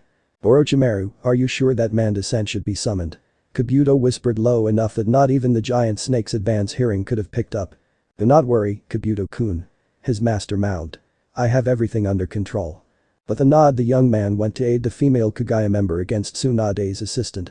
Anton, go hide. This is not a fight you can handle. Shizune warned. Yuhi. The Ninten nodded as she ran to a safe area. Well. What do we have here? A raspy male voice croaked. Bringing me out to get that leather pouch I always wanted, Jiraiya. Been a while. Likewise, Gamabunta. Jiraiya nodded to his giant toad friend from his place atop his head. Gamabunta is colored a dull, rusty red giant toad that can rival Manda's current position. His eyes are yellow with horizontal bar-like pupils with a scar over his left eye. Around his eyes and on his lips and chest are brighter red markings. His tongue flicked out licking his lips, showing a series of stud-like piercings on both the upper and lower side. He wears a large blue happy vest that has the kanji F, EB on the back and always carries a massive dosu blade at his hip. He also has a large kaseru pipe which is latched to his right hip. Greetings, Tsunade-sama. A giant slug greeted pleasantly with a soothing female voice. Hello, Kitsaya-san. Tsunade greeted the summoned. It's good to see you again. Kitsaya is an enormous entity. It is predominantly white in color with 3 blue streaks that run vertically down the middle and side of its body from its head and tapering off at its tail. Its optical tentacles have a slight tint of gray to them, and it also has 2 sensory tentacles on either side of its mouth. You seem different, Tsunade-sama.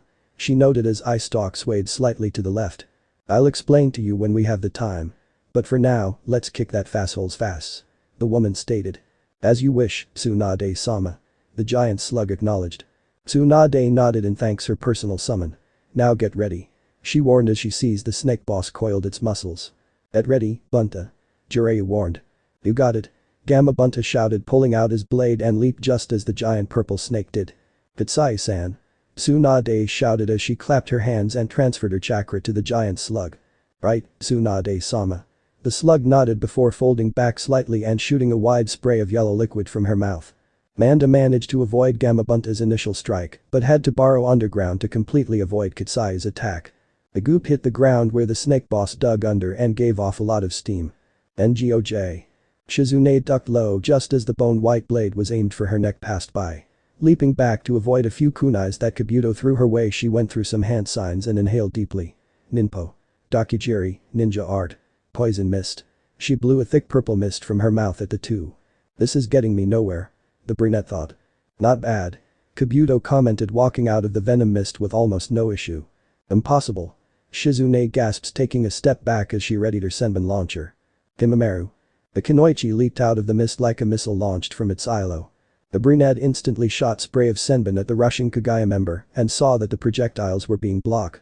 Himameru was getting slightly annoyed the brunette's persistent of not dying by her bone-made blade. Blocking the ninja needle, she closed the distance by a few feet and stretched her left arm out. Tsunade's companion was shocked when a bone spike erupted from the pale-haired Kunoichi's palm and was aimed right at her heart. Brah. Only for the spike to be knocked aside by Ragna. Himameru, who was not ready for that, suffered a double-fisted blow to her gut by bullet and Makoto combined punches and was sent a good few meters away from the 4 females. Using her bones in the sole of her feet to anchor herself, she slowed to a stop and frowned. Naruto and Fu landed besides the brunette. Are you okay, Shizune-san? He asked, keeping his eye on the Kagaya while Fu healed her with some chakra. I'm fine, Naruto-san. Shizune responded. There we go. Fu grinned after healing the brunette. How do you feel? I feel energized. She gasps. Good. Naruto nodded. Ragna, Bullet, Makoto, and Fu. Go help out Tsunade and Jiraiya. Naruto ordered as he pulled out his Nadachi. We'll handle these two. He slammed his hand on the grassy ground and summoned his 2 aides. In a while, boya. Saya grinned as she rested the rack of blades over her shoulders. Yahoo, Naruto. Ziomu greeted hugging the young assassin.